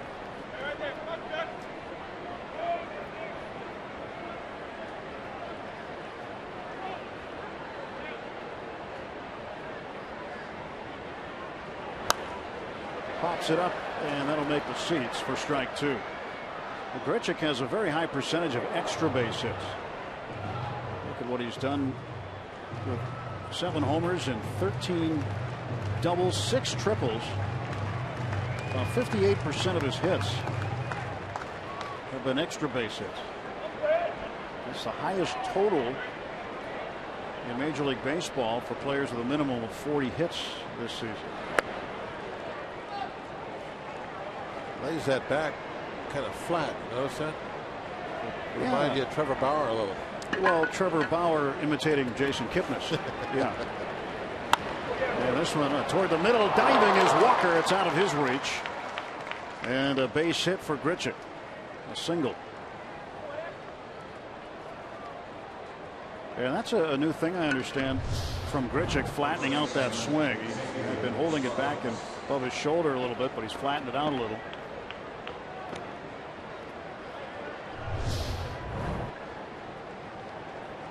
Stance got him a single. Well, we need a ground ball. Pirates are due to turn 2 here. Xavier Scruggs up.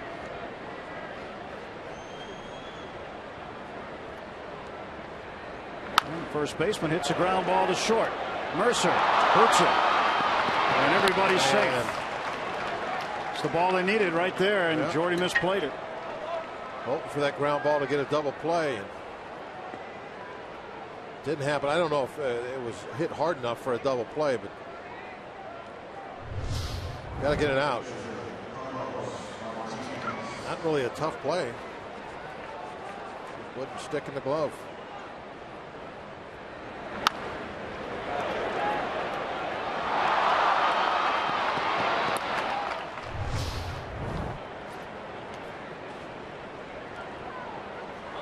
The Pirates have a chart, sits on the back of the dugout, that shows where the opposition hitters,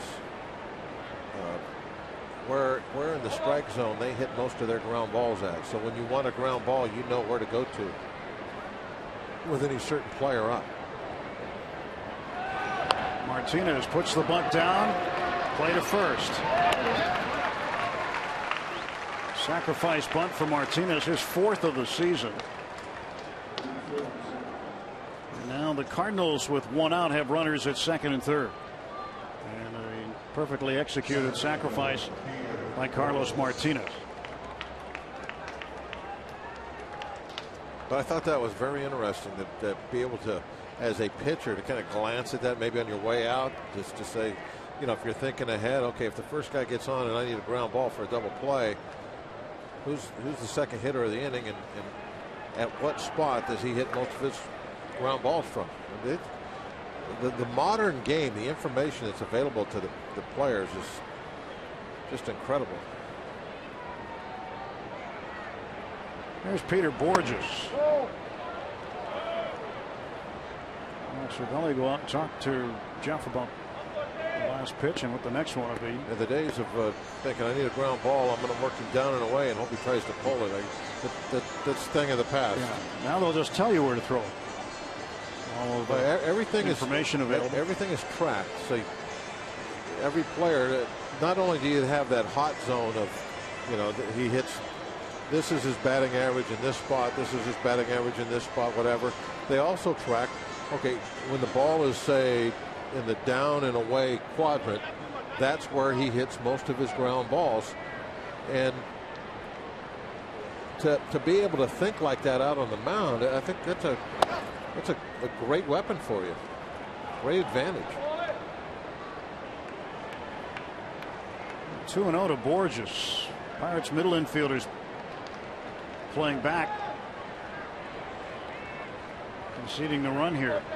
The Pirates really, for the last handful of years, I think they're kind of on the cutting edge of that sort of thing. Jeff falls behind. Winning the information game. A walk 3-0 to Borges here with Matt Carpenter on deck. One pitch away from loading the bases for one of the Cardinals' better offensive weapons.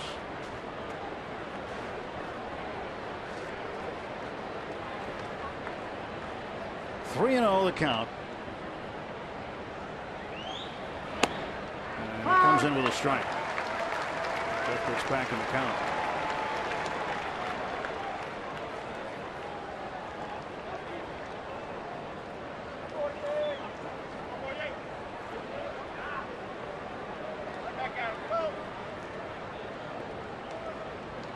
Jeff ready to deliver 3-1. Runners off second and third. And it hit him. He was going to first anyway on that pitch, so Borges is aboard and the bases are full of birds now.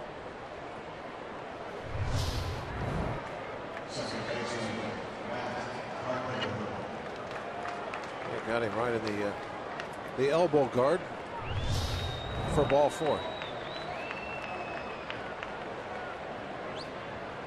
So now the double play back in order. And right now the Pirates desperately need one of those to get out of this inning unscathed. And he hit a ground ball to Pedro earlier. He did. He's 1 for 2. But with the bases loaded, his number's ridiculous. 13 for 22. .591 average. And he's 3 for 5 this year. 1 out, and the pitch to Carpenter in the dirt. Suddenly Locke's struggling a little bit with the command of throwing strikes.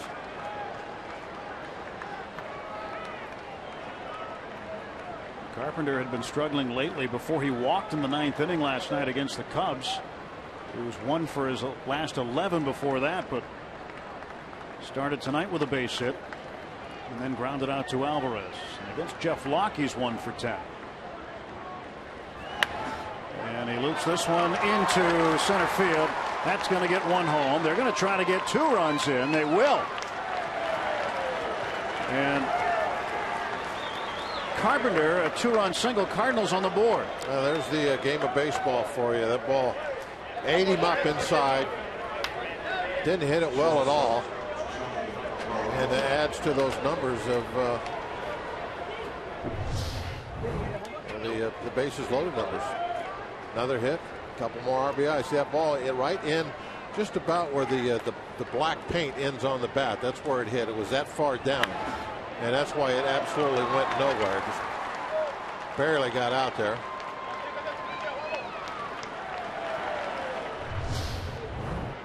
Well, 1 out, on the batter is the shortstop, Johnny Peralta. First and second for the Cardinals, and 2 runs in.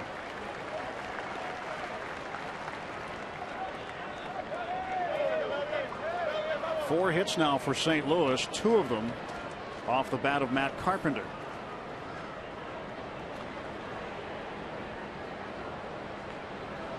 It was Carpenter who drew the walk with 2 outs in the 9th against the Cubs last night to become the tying run in that game, and then Peralta came up with 2 strikes on him.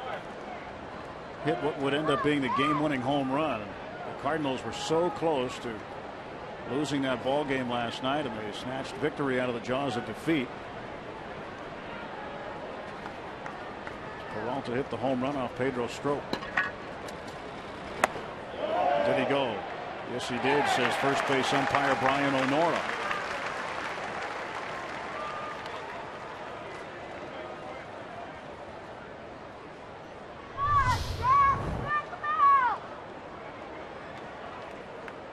Bat had ended up getting out in front of home plate.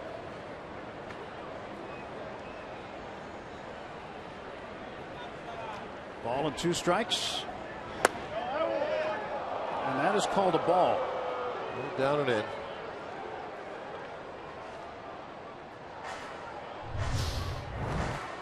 See what it is. Yep, down and in.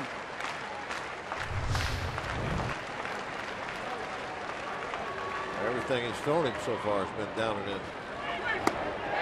Strikes out Peralta. 2 down for St. Louis. Boy, big pitch right there from Locke. Dandy changeup.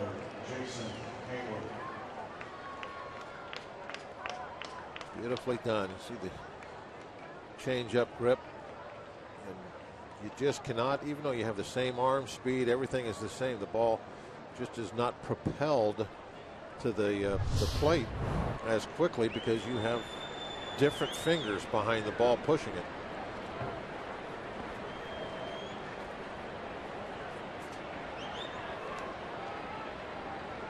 Jason Hayward, the right fielder,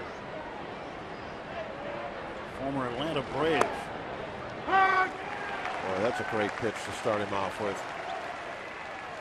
But a curveball just right on the very border of the strike zone, down and away. Beautifully done. It's great to get a call like that to start off an at bat. Make a great pitch and have it recognized with a strike call. It just gives you a lot of. It puts that guy. It puts the guy with the bat on the defensive now. He really has to, start worrying. Well, what can he throw me now? He started me off with a breaking ball in an absolute perfect spot for strike one. I'm behind in a count right away.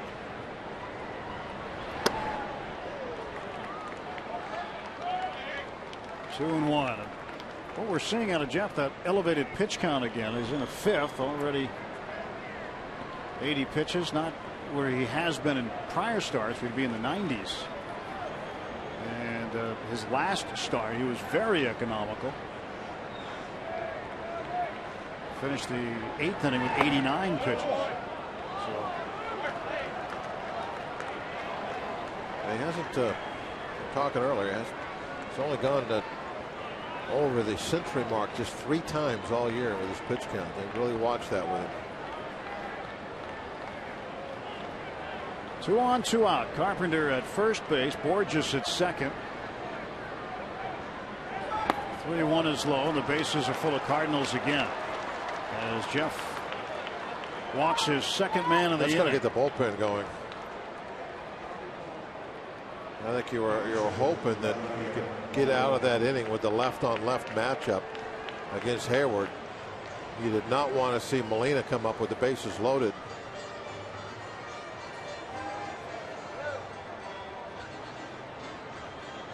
The Cardinal pitching is just so good that they get up there, they get 4 or 5 runs on the board.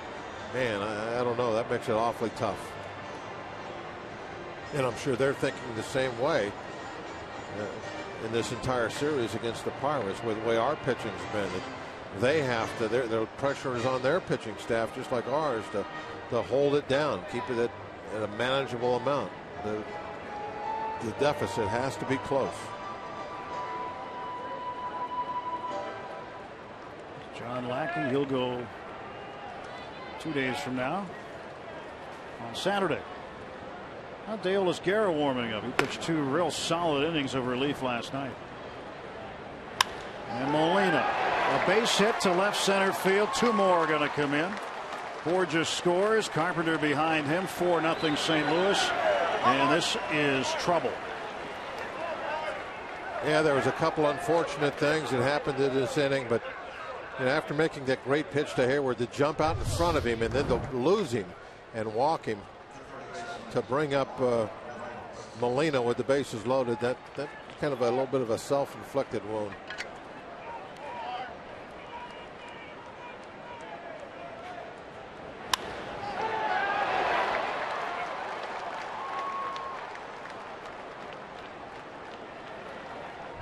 Two more runs here in this 4-run 5th inning. Hayward now down at third base. And the batter is Mark Reynolds with 2 outs. He struck out in the 4th. Walked back in the 2nd.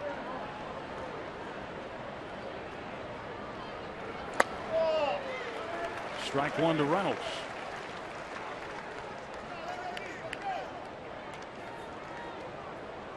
Reynolds hitting .226. And Jeff trying to shut this right down now. This will be the 9th man to bat for the Cardinals this inning.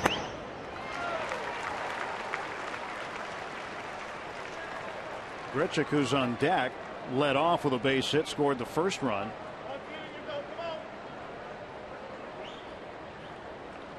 The error by Jordy Mercer. Xavier Scruggs hit a ground ball to him. That didn't help. That extended the inning.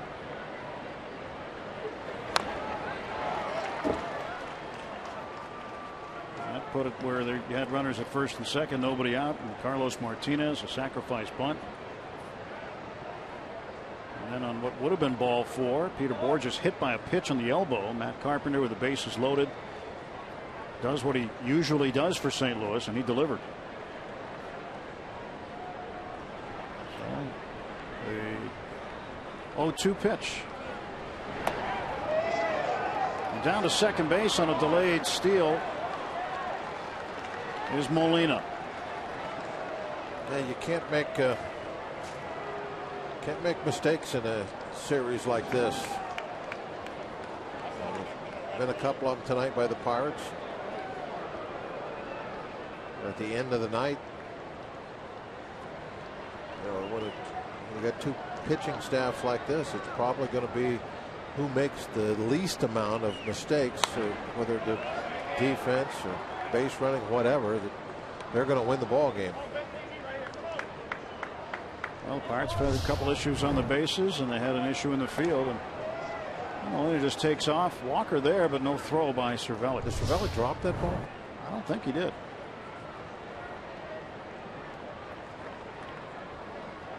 I think he decided not to throw it.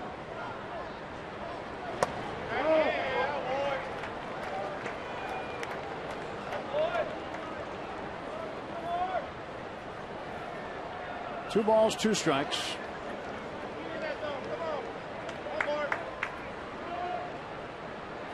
Still a lot of baseball left in this game. The hole is pretty deep right now, but got to keep trying. Right center field, McCutchen calling for it. 9 men come to the plate for the Cardinals. 4 of them score. 4-0 after 4.5.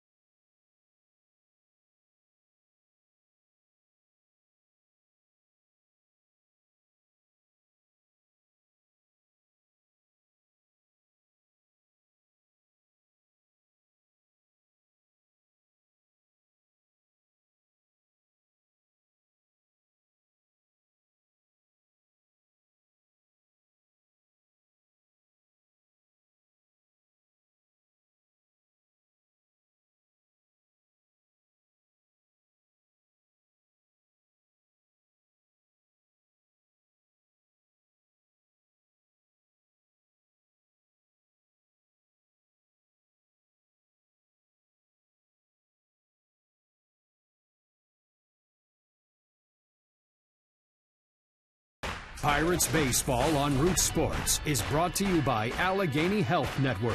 Health for all. By Kenny Ross, Ask a Neighbor. And by Levin Mattress, located in all Levin furniture showrooms and freestanding stores. Let's go Bucks! 4-0 Cardinals.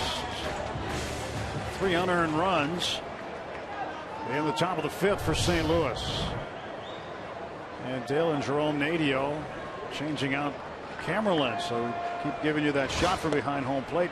The rain presents a challenge for that particular camera and that lens, and that's the look you're getting. And they wanted to make sure that the lens was clean for you at home.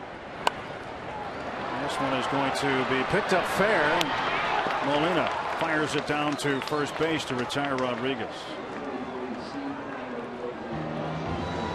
And making plays like this is pretty routine for Molina.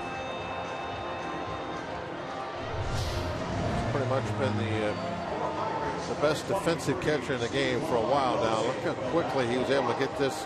He sees that it's going to maybe go in foul territory, but if he can get there first, he's got an easy out. And he picked it right out of the chalk.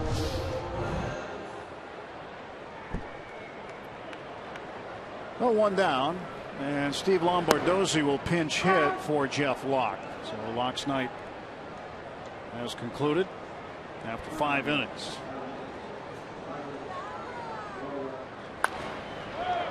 Well, Lombardozzi hits it down the left field side, and that's into the seats.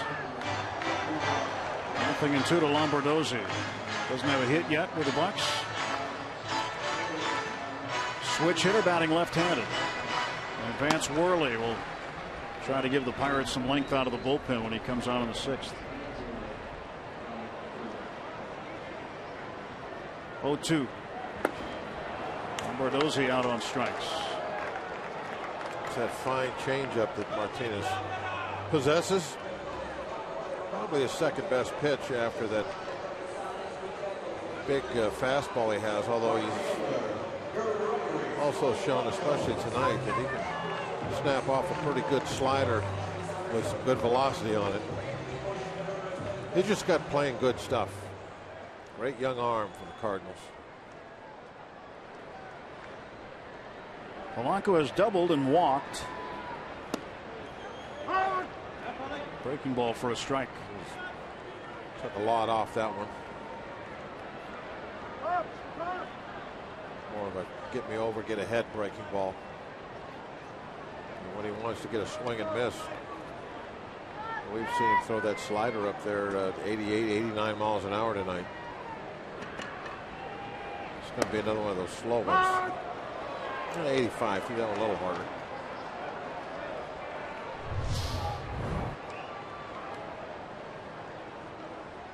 Right there at the bottom of the strike zone.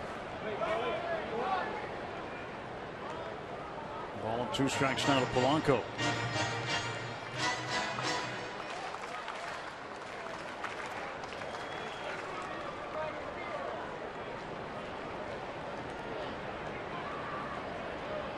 One-two pitch.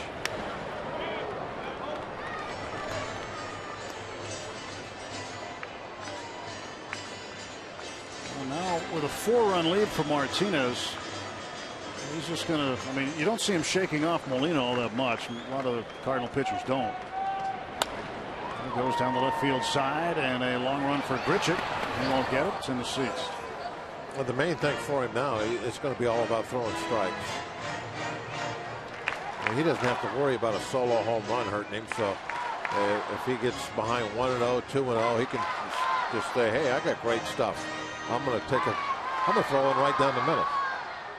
What are you going to do? I mean, his stuff is that good. We saw him strike out Kutch earlier on a hittable pitch. It was a breaking ball. That's how good his stuff is. That he can get those swings and misses in the heart of the strike zone. 1-2-3 go the Pirates in the 5th. Polanco down looking.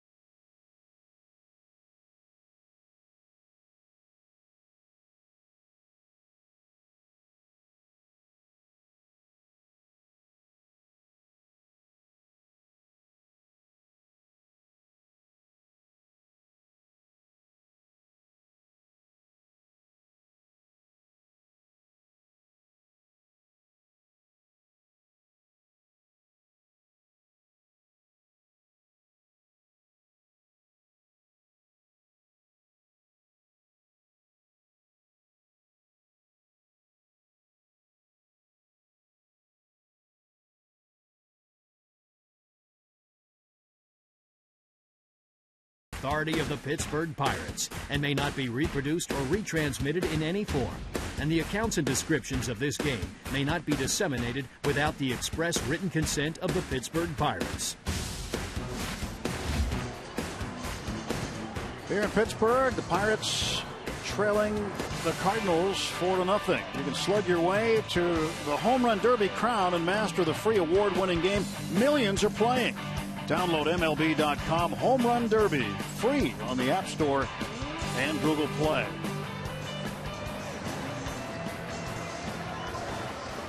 Some concern on the part of the Pirates fans as they see their team down here midway through the game. Vance Worley now will try to shut things down as he comes on for Jeff Locke. Nothing you can do but go back at him. Vance got to hold us in here. Vance pitching to Grichuk. First ball swinging up in the air to right field. Drifting back is Polanco. Makes the catch on the track for the first out. Grichuk 1 for 3. So a quick out. That's always a good way to start. Could have been a much better night for Jeff.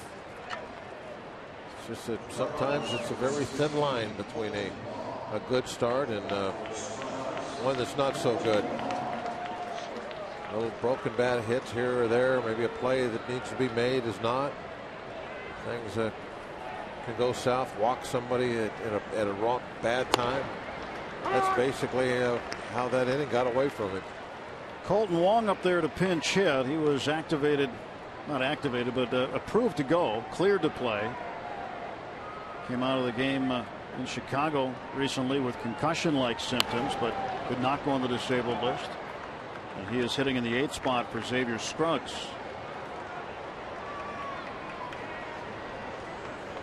So you'd have to think defensively now. The move for the Cardinals would be Wong into second base, Carpenter over to third, and then the third baseman Reynolds over to first with Scruggs out. 1-2.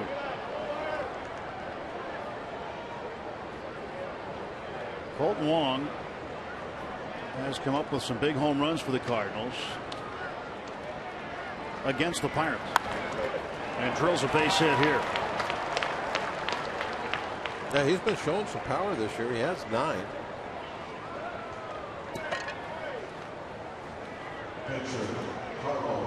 Wong at first with 1 out.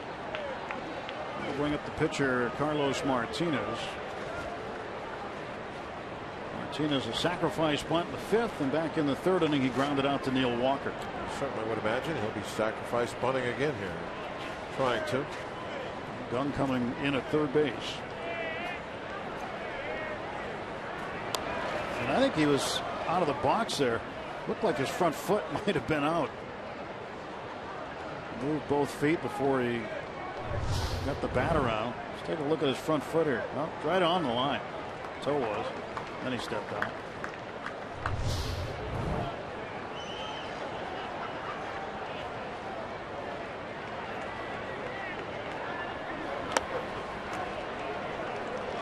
Stop by Cervelli. Long back to first. Yeah, when it's a fastball in the dirt outside like that, there's no time to shift and get your knees down and try and block the pitch. The only thing you can do is reach out there and try to backhand it like you're a first baseman. Pick a throw out of the dirt. There goes Wong to second base. Ball right up the middle. They got him at second base. Flip to first. Double play. Oh, how do you like that? 97th double play turned by the Pirates this year.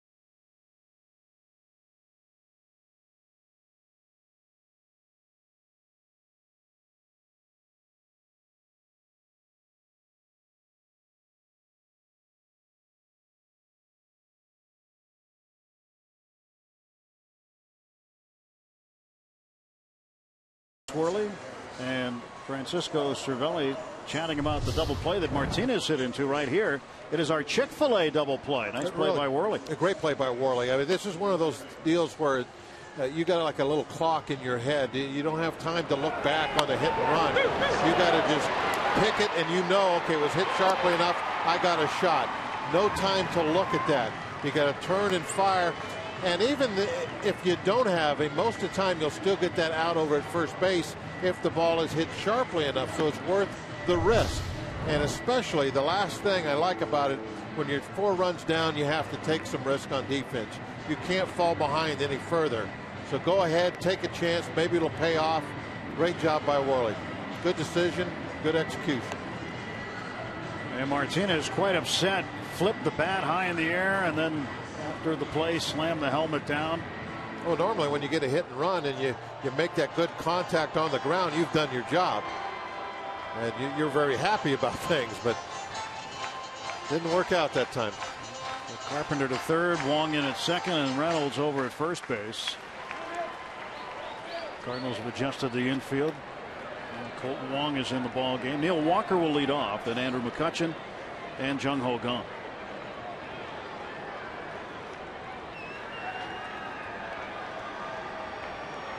Walker 1 for 2, had a base hit in the first inning.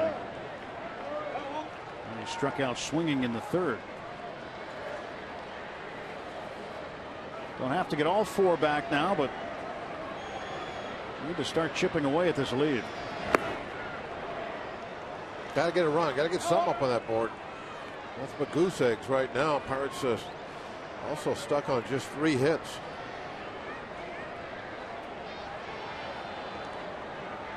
Looking at Martinez stuff, doesn't seem that a little bit of a layoff with the rain delay affected him much at all as far as his fastball velocity, the sharpness of his breaking balls, or that excellent changeup he has.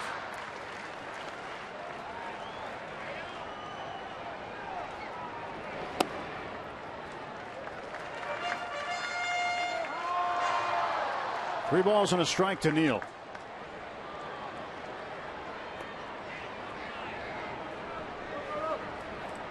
Pirate hitters need to be very picky at what they're swinging at now. See if they can work some walks. Right there, that's what you need to do. A borderline pitch, no way, don't swing. Might get a free pass. We need some base runners.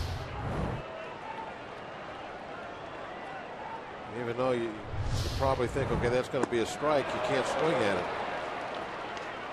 Pulled the string on Walker, and he strikes out twice now. 1 out for the Pirates in the bottom half of the 6th. Kutch coming up. The nation will be watching when the Pirates play the Cards in prime time this Sunday starting at 8:05. Experience the electric atmosphere of the Central Division Showdown by reserving your seat today. Plus, all kids 14 and under receive an Andrew McCutchen and A.J. Burnett cup. Compliments of Sheets and Coca-Cola. Get your tickets now at Pirates.com. A slider. I think that was a slider in the middle of the plate. It's been a tough pitch for Kutch. He swung and missed a couple of those tonight. Wow, right down middle. I want Martinez going 3-2 changeup with a 4-run lead late. Not surprising that Walker was fooled by that. You don't see that much. Now, if he walks you on a 3-2 changeup, I'm probably saying something about Martinez that, hey, you gotta go after guys. But if you make the pitch, then everything is fine. You're just putting a lot of pressure on yourself when you make that decision to throw a off-speed pitch on a 3-2 count with a lead like that. Well, the expression on Walker's face, I think, confirms your story. Yeah, it's like, how did he do that? Why did he do that? How could he not throw me a fastball with a 4-run lead late like that, 3-2? Instead, it was a changeup, and it wasn't even down the middle change. He painted it right on the outside corner, right at the knees. It was a perfect pitch location. That's a pitch you throw if you're trying to go for a strikeout. Now, maybe I'm giving him a little bit too much credit. Maybe he was just trying to throw a good strike with it and got lucky and put it right in the very perfect spot. But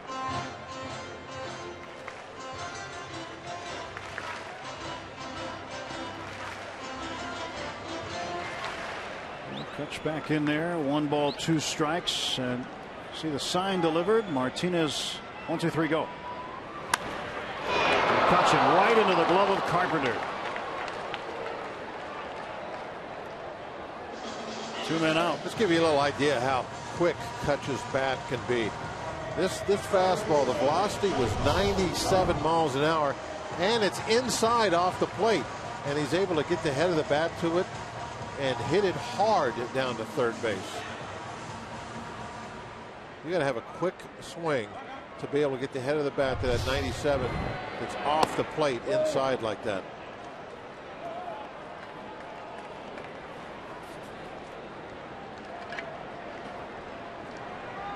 One-0 to Jung Ho Kang.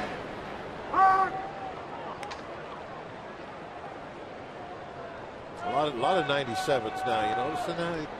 It's a little ramping up his velocity a little bit. And Carpenter across to first. Pirates done in order in the 6th. On to the 7th at PNC Park. Carlos Martinez and the Cardinals up 4-0.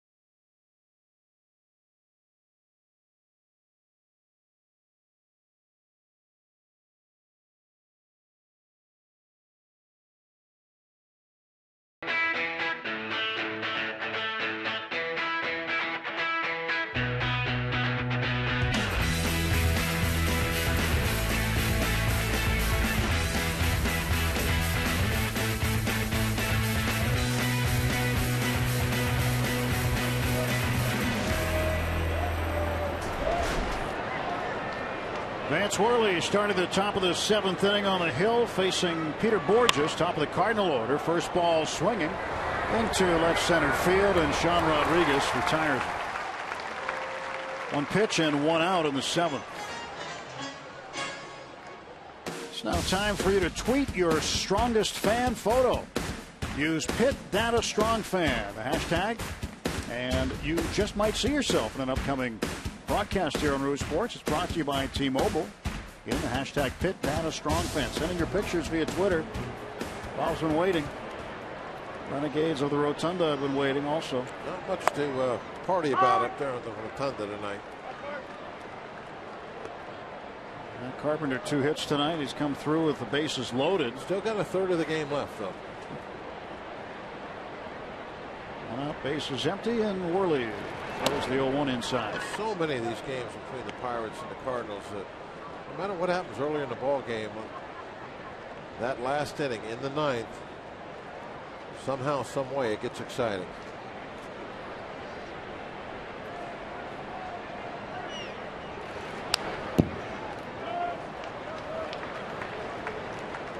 Worley gets ahead of Carpenter, 1-2. Last time we played the Cardinals down in St. Louis, Carpenter got sick. They referred to it as extreme fatigue.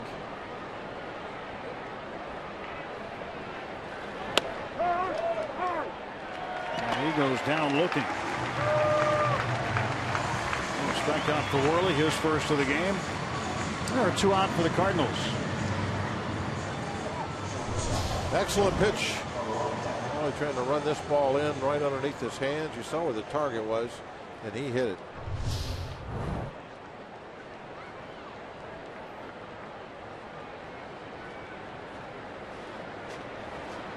Pitch to Peralta, swing and a miss.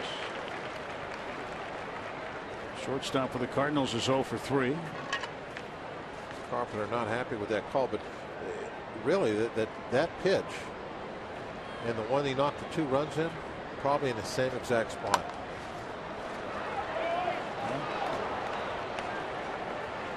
I can't complain too much about it being called a strike. Got 2 RBIs off that last time up. Yeah, he did. But he's one guy really that just hates giving at bats away or not making the most of his at bat, I guess is a better way to put that. Yeah, no hitter is real happy on getting called out on strike. That's probably the worst thing for a hitter, is to go down on strikes looking. Worst feeling walking back to the dugout. Jordy backhands, throws a bullet to first. Much tougher play than it looked out of Jordy Mercer, and the Cardinals are done in order. Stretch time at PNC Park, middle of the 7th, 4-0 Cardinals. And we'll keep you right here and take you around PNC Park. It's time for the 7th inning stretch.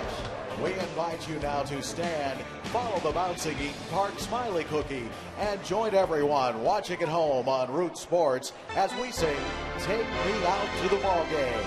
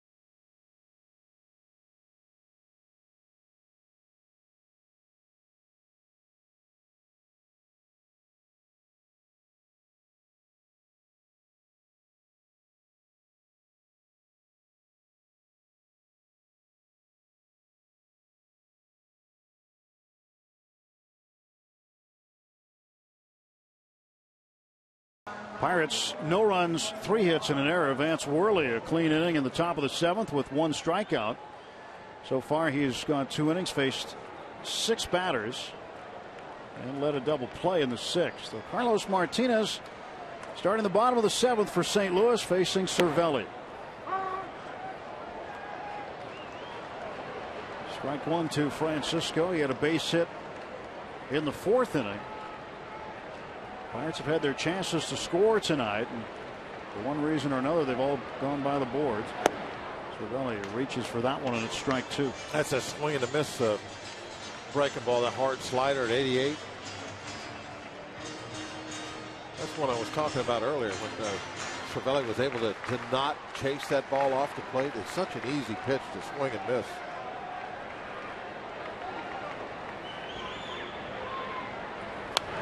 Two fouled back. 99 that time. He is adding to the velocity the later this game gets. Well, we have seen him in the past throw in this neighborhood. He's got the ability to do it. Yeah, he's got one of the better fastballs in the league. No getting around that. The Cardinals have asked him to back it off and work on the command, and now he's just reaching back late in the ball game. 100 miles an hour. Well, like kind of Verlander, like back in Verlander's prime, where he would do. They'd start off throwing 93, 94, and then be in the upper 90s. Late in the game, Martinez threw that last one triple digits. Grounded to third, picked up by Carpenter, and he makes a fine play to retire Cervelli. Absolutely excellent play.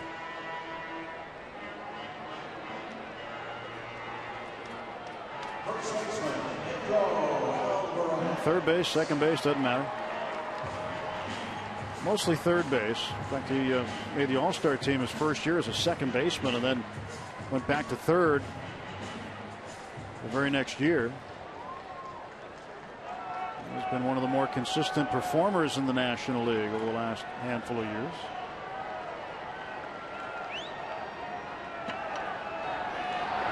Pedro takes ball one. Well, Alvarez hit a rocket up the middle in the fourth inning, but it was caught on a line by Martinez. And Jung Ho was stuck at third base. He couldn't get back. That changeup from Martinez is just devastating with as hard as he throws. You got to get geared up to hit the fastball in the upper 90s, sometimes 100, and then he pulls a string of that changeup. Especially when it does it like it did to Walker on a 3-2 count with a 4-run lead. There it is. Cambio. Martinez came into the game with the lowest batting average against his changeup of any pitcher in Major League Baseball.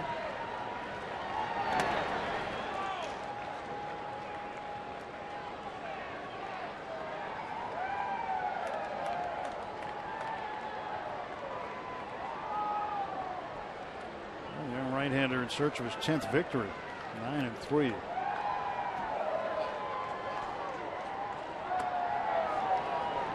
Change again outside. 3-2 the count.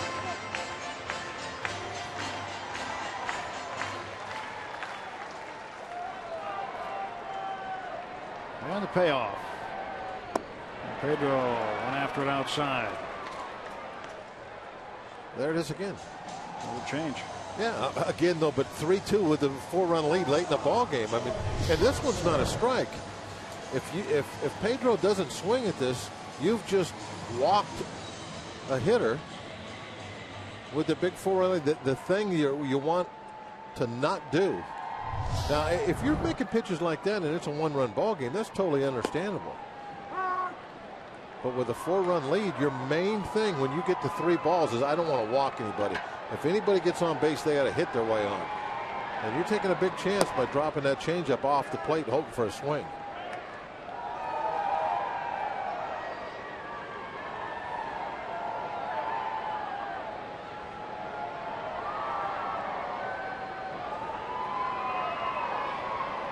To Mercer. Now it's 1-2. Jordy 0 for 2 tonight. Struck out in the fourth, and then he grounded out right back to Martinez to end the second inning.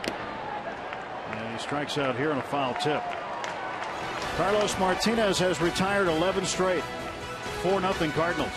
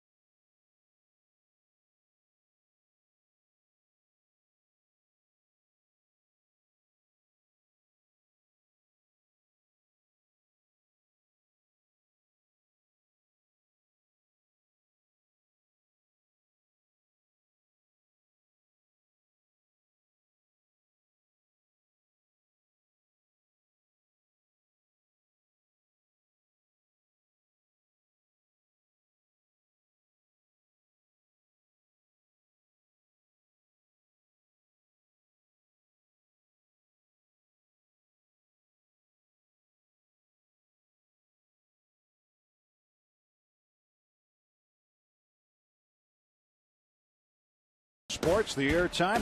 Lance Lynn at 6-4, the right-hander taking on Garrett Cole. And Saturday, a 7:15 game, not on Root Sports. John Lackey and A.J. Burnett in a battle of right-handers. And the lefties go at it on Sunday night. Tim Cooney will pitch for the Cardinals against Francisco Liriano. Those are the next 3 matchups. Cardinals the upper hand so far in this game as we go to the 8th inning. And Worley deals inside to Hayward.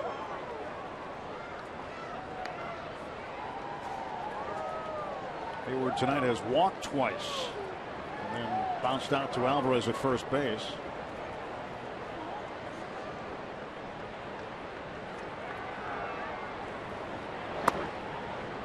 Two and 0.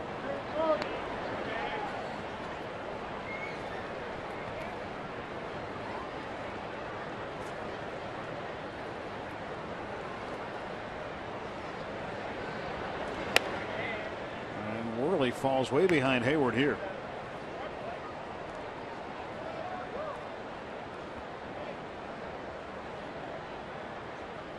Animal will rattle the ball in the glove and now deliver. That's a strike in there. He rattles the ball like that because in college at Long Beach State they discovered he was tipping his pitches, so he decided to do that. So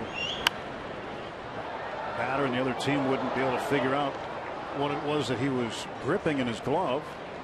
And he's done that ever since. Little things like that, not even conscious thoughts. No, you're doing it. Payoff pitch, ground ball to second. Walker throws out Hayward. And there's one gone for the Cardinals in the 8th inning. Attendance tonight, great crowd. Just missed a sellout. 35,183 on this Thursday night. Game 1. Pirates and Cardinals here in Pittsburgh. They sat through some wet weather and a 36-minute rain delay. Yadier Molina with 1 out. Well, hopefully such a good crowd tonight. We can give them something to hoop and holler about here at the end of the game. Be a fabulous comeback from here.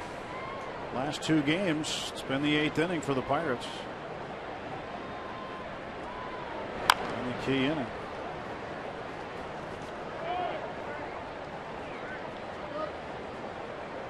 My bad thing is it doesn't look like Martinez is showing any signs of wearing out. He's got 99 pitches after that last inning. And bordering on 100. Well, no, that long ago that wouldn't really matter. The only thing that mattered would be the 3-hit shutout. But nowadays, guys leave games because of pitch counts.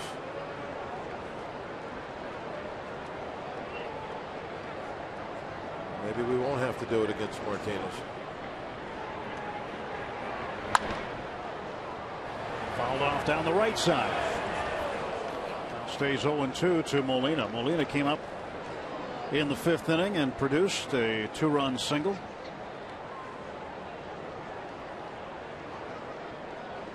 For the bases loaded after Hayward walked, and so there were 2 2-run base hits and that 4-run 5th off of Jeff Locke. And with the error committed by Mercer, 3 of the 4 runs were unearned. And Locke's ERA actually dropped tonight from 4.15 down to 4.03 as Martinez gets ready to come out and pitch in the bottom of the 8th. Strike 3. Down on strikes goes Molina. Second strikeout for Vance Worley. He got Carpenter last inning and gets Molina here. Both of them went down looking. And both of them went down looking on pitches that were just right there on the edge. Borderline pitches. See that spin slowed down on the Allegheny Health Network Super Mole. Little side type spin. That's why that ball was moving that direction. Mark Reynolds, a bouncer over the mound. Walker charges. And that is 3 straight innings where Vance Worley's faced only 3 Cardinals.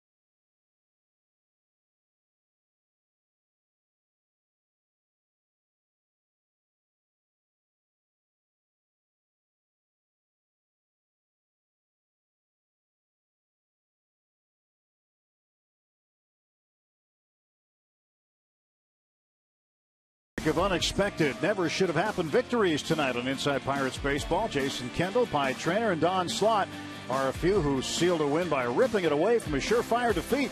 And you can see them all on Inside Pirates Baseball. 10 great comebacks tonight after postgame on Root Sports. That's what we're going to need tonight. We're going to need that big comeback. We need number 11 tonight. Unexpected, yep. Like 4 of those got me off the hook. 4 of the 10? Yeah. Wow. Really? I don't know. I have no idea. Well, he's thrown 100 pitches, 7 innings, 3 hits, and 8 strikeouts for Martinez. He's got 100 pitches, but he's thrown 100. But there's action in the pen. So they're thinking about it. 1-1. Ooh, good pitch. Double barrel action. The left-handed specialist, Randy Choate, and Seth Maness, their ground ball specialist. In the air to right center field. Borges on the run. Still after it. He makes the catch. Well, that's his specialty, defense. Nice play there. Plays a rather shallow outfield and always been very good at going back on the ball. Showed it off right here. Martinez with some body language trying to keep that ball in here. Look how shallow he was playing. Wow.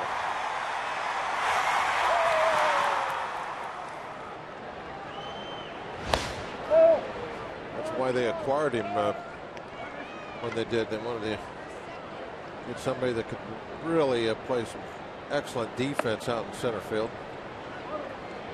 Well, Travis Ishikawa's last at bat against the Cardinals was in a much different situation. It was Game 5 of the National League Championship Series in the 9th inning with a man aboard facing Michael Wacha. And he hit the walk-off home run that won the Giants the pennant. On a 2-0 pitch. The hitter before him walking on 4 pitches. And Travis told me yesterday that he was locked in the batter's box. He didn't even think of it. He didn't even realize that Wacha had thrown 6 straight balls. And said that he probably would never have swung at that 2-0 pitch. But he did and made some baseball history. And this time he lifts it deep to center. Borges won't get this one. And Travis Ishikawa with a double. This one a little more of a line drive that That ball coming off Sean's bat just kind of hung up there. He's a right-hander, a little bit different of a type of deep fly ball. And this one being pulled more of a line drive. And Borges doesn't have the time now to get on his horse and run underneath it.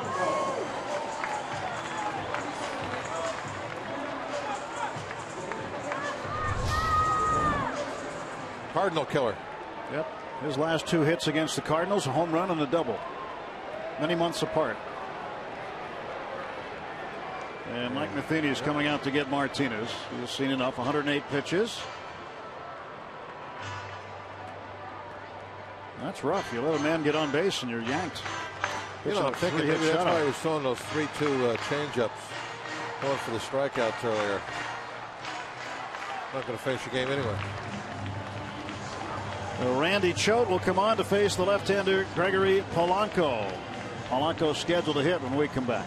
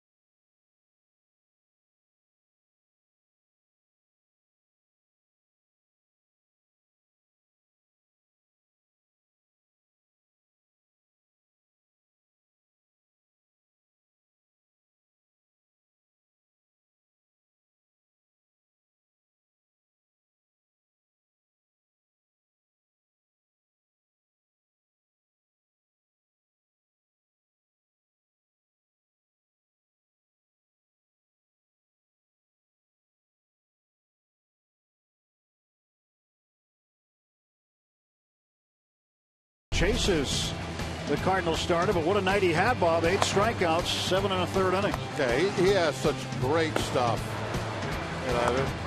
When he can throw that ball up there, and we saw him tonight reach 100 miles an hour, and have that changeup that he does and that hard wipeout slider, he is just one of the tougher guys really in the league to just get put into play.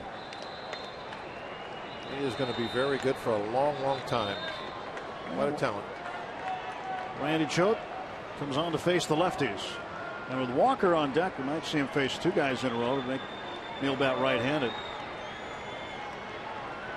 Normally we see him face 1 batter and his night's done, but we'll see what Mike Matheny elects to do. Last 2 nights in the 8th inning, Gregory Polanco has come up with a clutch hit. Has produced the eventual game-winning run in both games.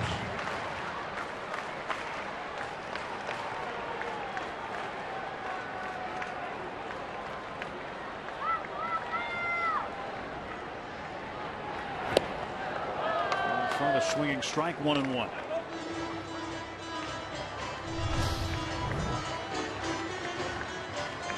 With a sweeping breaking ball. Definitely a different type stuff that Polanco's going to be seeing.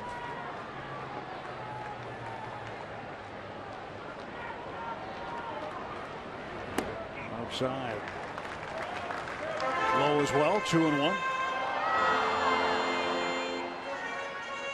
Good job done by Vance Worley in 3 innings of work. Outstanding job. 1 hit. He's faced 9 batters. Held the fort. Yep. That big double play when they were trying to hit and run.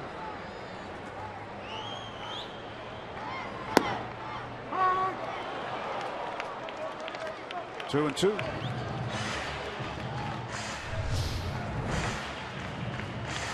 Throwing that fastball in there, 85. That's actually a little bit slower than Martinez' changeup was. Yeah. Yeah, there's a much different toolbox with Randy Choate. To left field. Grichuk has it lined up. 2 out. Well, Polanco got a nice pass at the ball. At the head of the bat to it. I had to figure with Choate up there, he'd probably go the other way anyway. And that's going to be it for Choate. He faced as one man. And Mike Matheny's going to double switch here and get Choate out of the game and get Seth Maness in. He's got Kevin Segrist also warming up.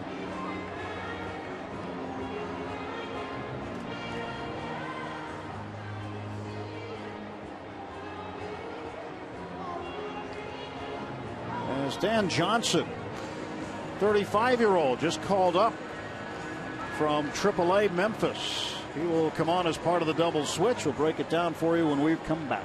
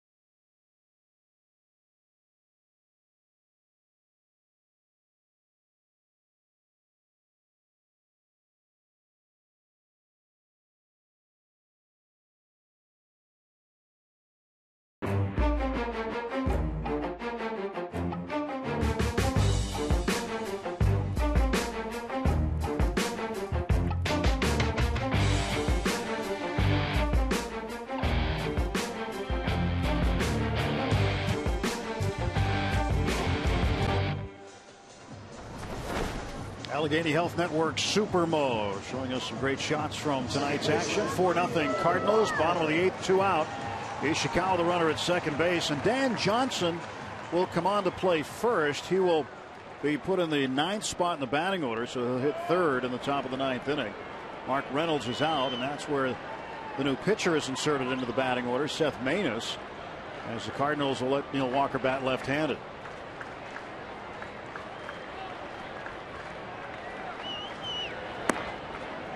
Strike is called.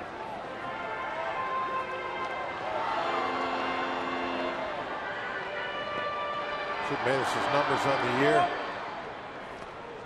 Given up a couple of home runs, but the base hits have come rather regular. Opponents batting .321.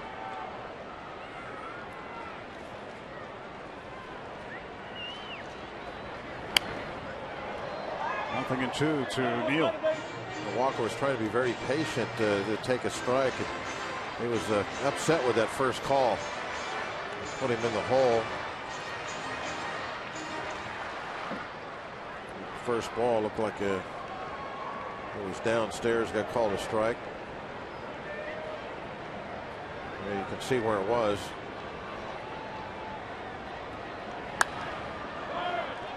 And now you got to protect, you falling behind.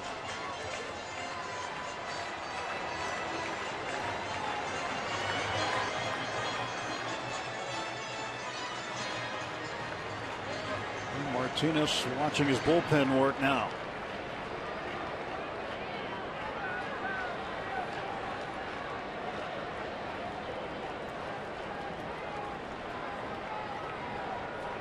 Manus ahead of Walker 0-2. 1 ball, 2 strikes. Molina wanted that fastball upstairs. Got it there, but Walker said no thanks. He had chased one up there earlier. I think the second pitch he saw was up there, fouled it off. Petch waiting for his shot at it. Manus did not work in the game last night against the Cubs, but 2 nights ago he had a 28-pitch inning. Johnson backhands it to Manus, and that's the inning. No runs, 1 hit. Pinch hit double by Ishikawa is all the Pirates get, and we go to the 9th inning.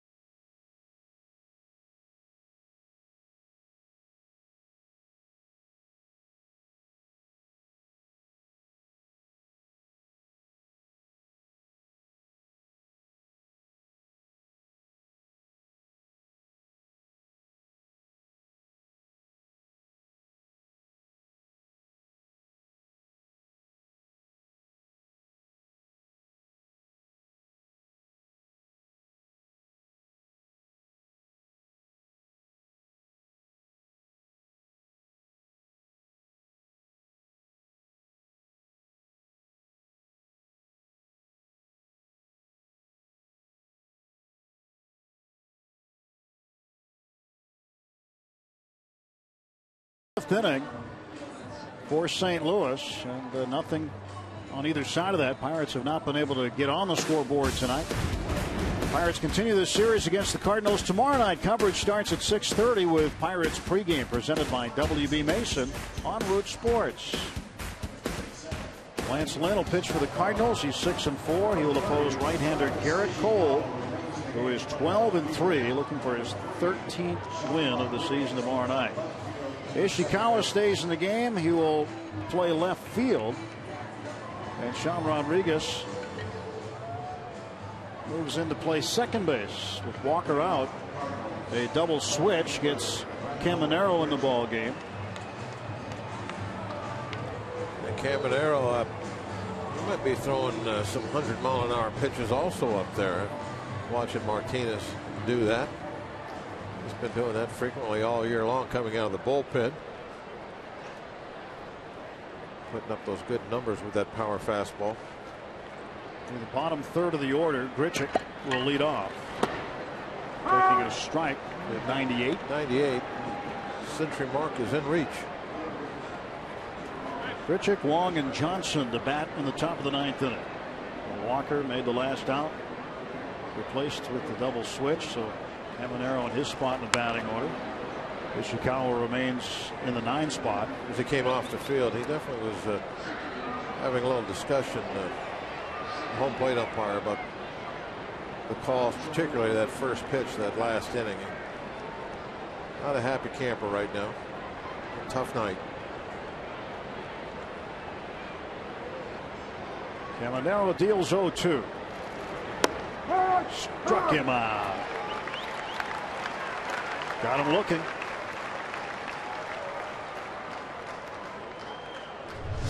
Put it right on the edge.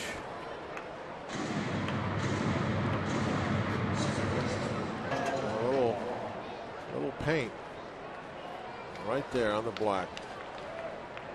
Super Bowl. Give you a real good look at that grip. You can see how he takes his velocity off the pitch. Split finger. Colton Wong takes inside. It's the only way that, I mean, that's basically the whole deal with throwing any type of a changeup.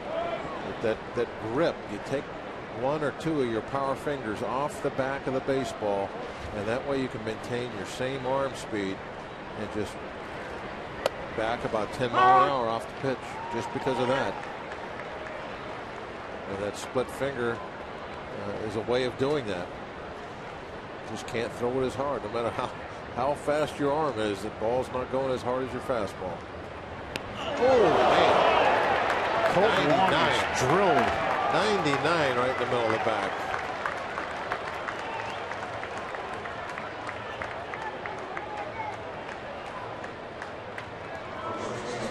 No way to get out of the way of that one.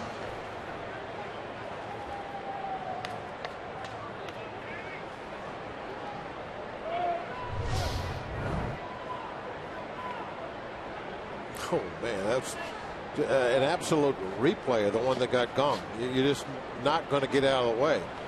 Power fastball right in your back.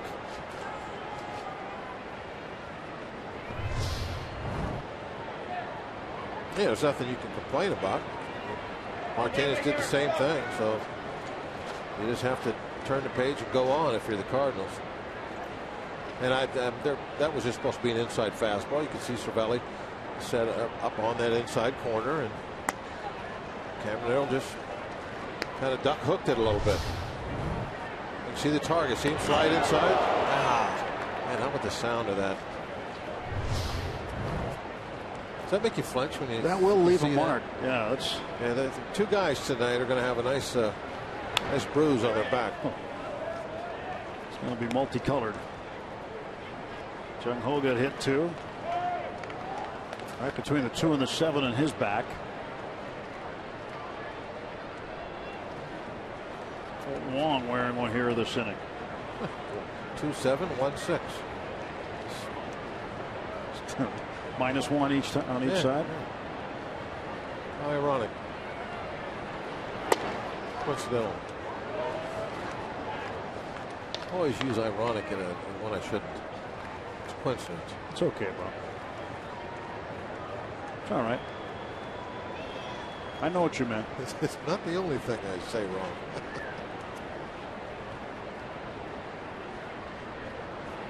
What else? What else do you say wrong? I've never heard you say anything wrong. Occasionally I'll mess something up. I mean, we all fracture the English language once in a while.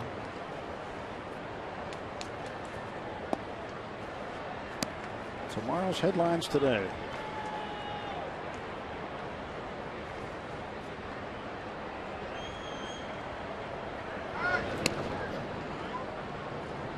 Long back. Well, Dan Johnson at the plate's been in the big leagues with Oakland, Tampa Bay, the White Sox, Baltimore, and Toronto. He's been around a bit. And he is 35 years of age. Just called up. Cardinals been calling guys up here every now and again. And it seems like the guys that they call up have some brief success as they continue to push the guys who are here. Mike Matheny continues to put some of the call-ups in the lineup, gets them in games. And a ground ball hit to Jung Ho. We'll go to first base, and with nobody down at third, a hustling Cervelli got there, and Wong changed his mind in reverse direction. If Wong hadn't have slid, he would have been able to make it, I think. But once he went down into the slide, he didn't realize exactly what was going on. And by the time he did, you know, if he just rounds the bag and keeps running, I don't think Cervelli is going to get down to third base in time. He'll have to try and catch a throw.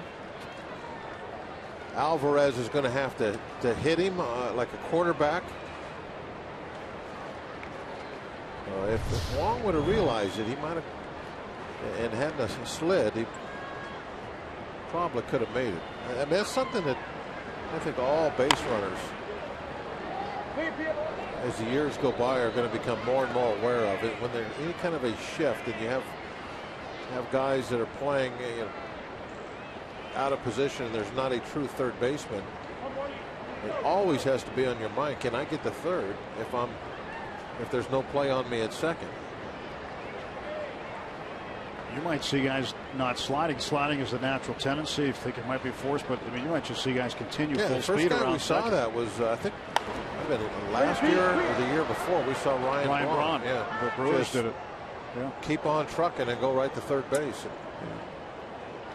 It is a situation where the infielders constantly have to talk about it, like, who's going to do what. I asked Josh Harrison about it earlier in the year, and he said he and Jordy, no matter if it's short third base or if they're talking between short and second base, almost every pitch they go over different scenarios. If you do this, I got to go there, trying to figure out, well, who's going to go to third, because somebody's got to be over there.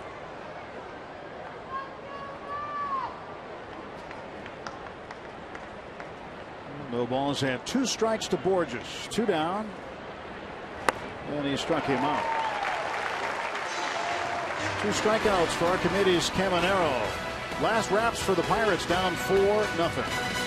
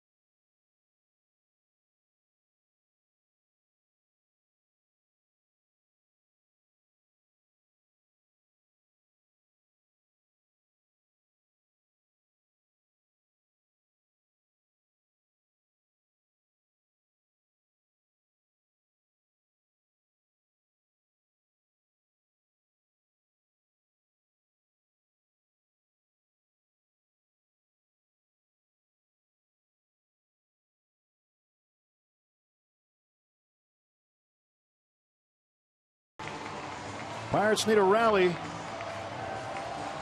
And the rally caps are on around the ballpark. Andrew McCutchen will lead off, followed by Jung Ho Kang and Francisco Cervelli. Rally flags out. And Kutch looking to extend that hitting streak. That's certainly not the most important thing on his mind at this moment. That is trying to get on base and get the Pirates some runs, but need base runners any way you can. Don't swing at anything that can possibly be borderline. Might even want to take a strike like you just did. There's a walk right now, very valuable. Got to have base runners. Strike 2. I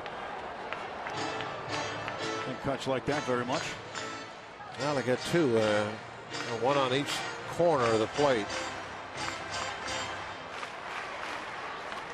And look at that in a hitter's mind. It's like, well, one of those, can they both be strikes? In this case, they were.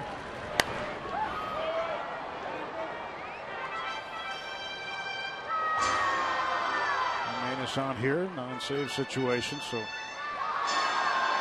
Mark Matheny letting him pitch. And Manus did not pitch last night. 2 nights ago, 28 pitches. And his workload's been pretty soft recently. 4th of July, he had a 6-pitch outing. 5th of July, 14 pitches, and the next 2 days did not pitch.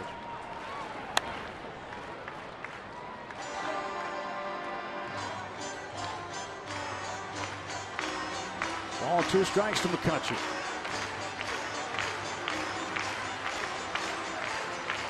Kutch hit a ball really hard in the 6th inning, right down the third baseline, but Matt Carpenter was standing right there.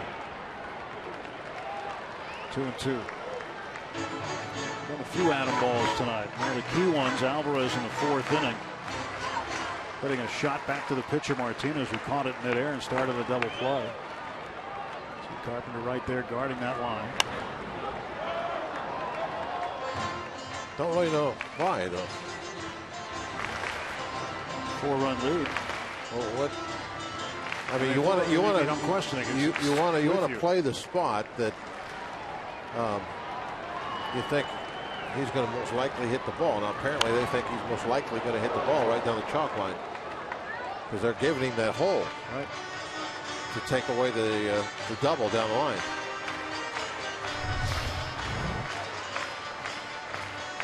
Whoa, look where that one was. That might have hit him if he had to hit it.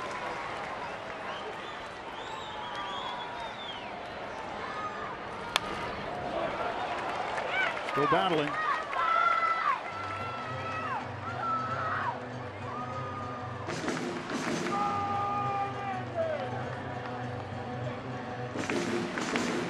This pitch will be the 10th of the at-bat from Manus to McCutchen.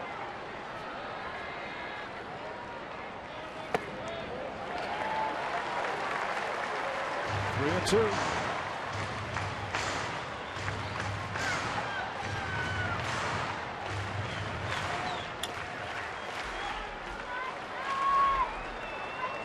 Payoff pitch. Time.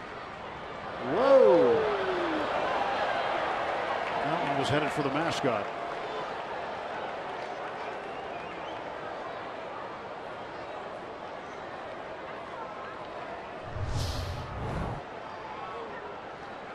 Hello. Man, it's just decided to kind of mess around a little bit. Clutch hammers it to center field. Way back it goes. It is gone. A home run. Number 11 for Kutch, and the Bucks get on the board. And now Kutch decides to mess around a little bit. You know that ball hit the batter's eye? It did. Right over the bushes. Hit up on the batter's eye. That was an absolute bomb.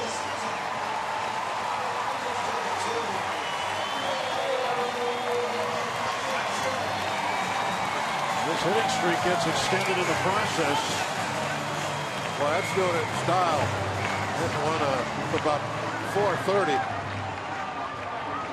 Career high 16-game hitting streak. And that one over the shrubbery. Yeah, they got up on that big green wall. And out comes Mike Matheny.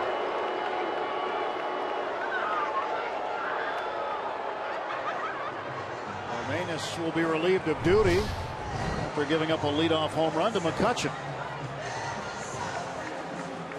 Look at that.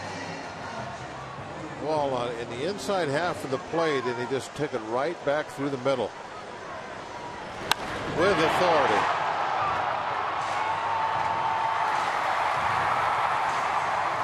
I hit about maybe 10-12 feet up on that green wall. We'll be back to PNC Park, 4-1. Cardinals up.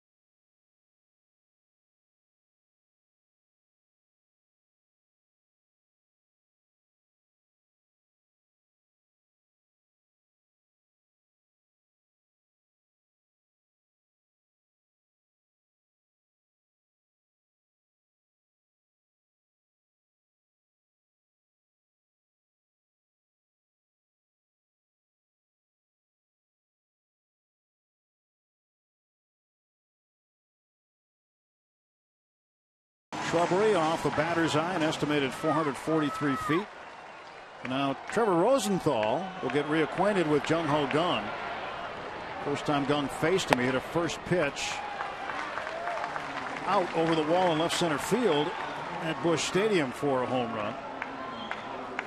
Now a save situation for Rosenthal. That's the only home run Rosenthal has given up this year.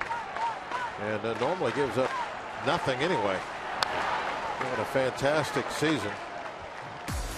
Well, we go into the Wayback Machine, not all that far back, to May 3rd. Boom, first pitch. Tied the game at 1.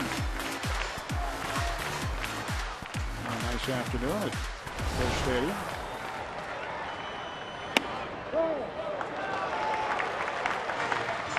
Notice he didn't have a leg kick on that home run.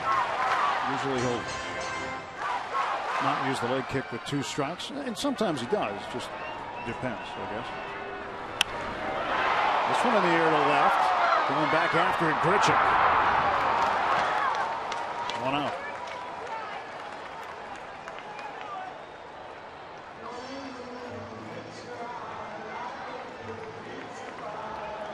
I wonder if Rosenthal had the thought, oh no, not again.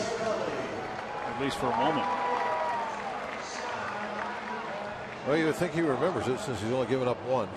You give up 1, you know who hit it. It's hard to lose track.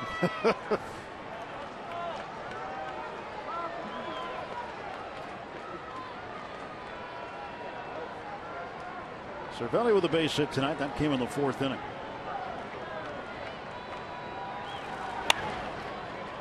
Strike 1 to him.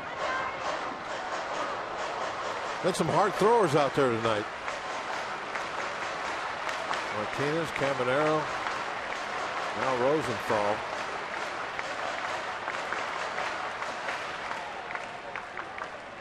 Caminero watching.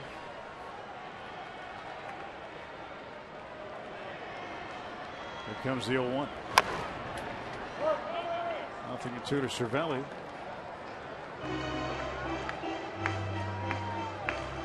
Shoot, the Pirates can grind out here in the 9th. Dutch got him going with a solo home run. Garrett Cole will go tomorrow night. 12-3 his record. The young right-hander has been absolutely terrific. He's headed to his first All-Star game.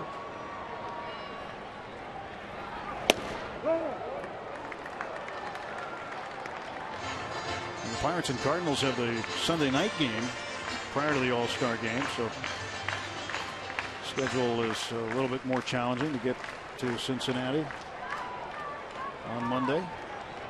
Francisco Liriano will pitch Sunday night. And strike 3 is called. And Cervelli is letting Larry Vanover hear about it. He wasn't happy with this call whatsoever. Let's see where it is. It's not really a bad pitch. It's a pitcher's pitch right on the edge. You see the strike zone light up. It's 100 miles an hour. We've seen some of those tonight.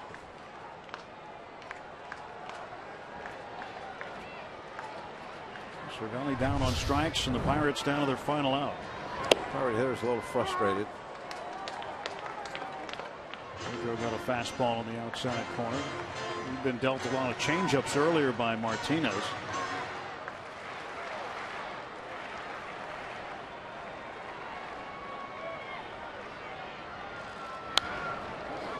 The Bucks down to their final strike tonight here in Game 1. If the Cardinals win this one, Martinez will have his 10th win, and the Cards will be the only team in Major League Baseball with 2 10-game winners. Michael Wacha the other.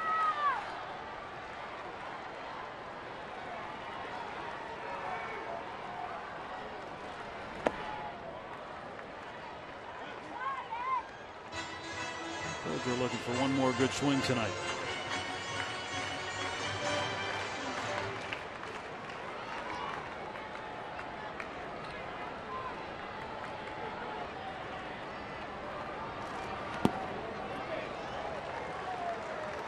Two and two. Boy, if that ball that Alvarez hit in the 4th inning got past Martinez, no telling what would be happening in this game at this point in time. But it didn't, and here we are. And that's the ball game. The Pirates' 5-game winning streak comes to an end. They drop to 5.5 behind the Cardinals. Cardinals come in here and take Game 1. And Matt Carpenter with the bases loaded in the 5th And his 4th hit in 6 at-bats with the bases full this year. And that was all they needed tonight, as Carpenter would end up getting the game-winning RBI back in the 5th inning. Yadier Molina would follow that up with a 2-run single also in that inning. Well, it was just a night where there was a little opportunity early on to maybe play with a lead. You didn't cash that in, and you went up against a guy that has just outstanding stuff. And on any given night, if he's throwing strikes and getting his pitches where he wants to, he's going to be almost impossible to hit. And that was kind of the story with Martinez. He had to play a perfect game tonight, and we didn't. 4-1, the Cardinals take game 1. Let's go to Rob King and Kent Tekulve in our Root Sports studios.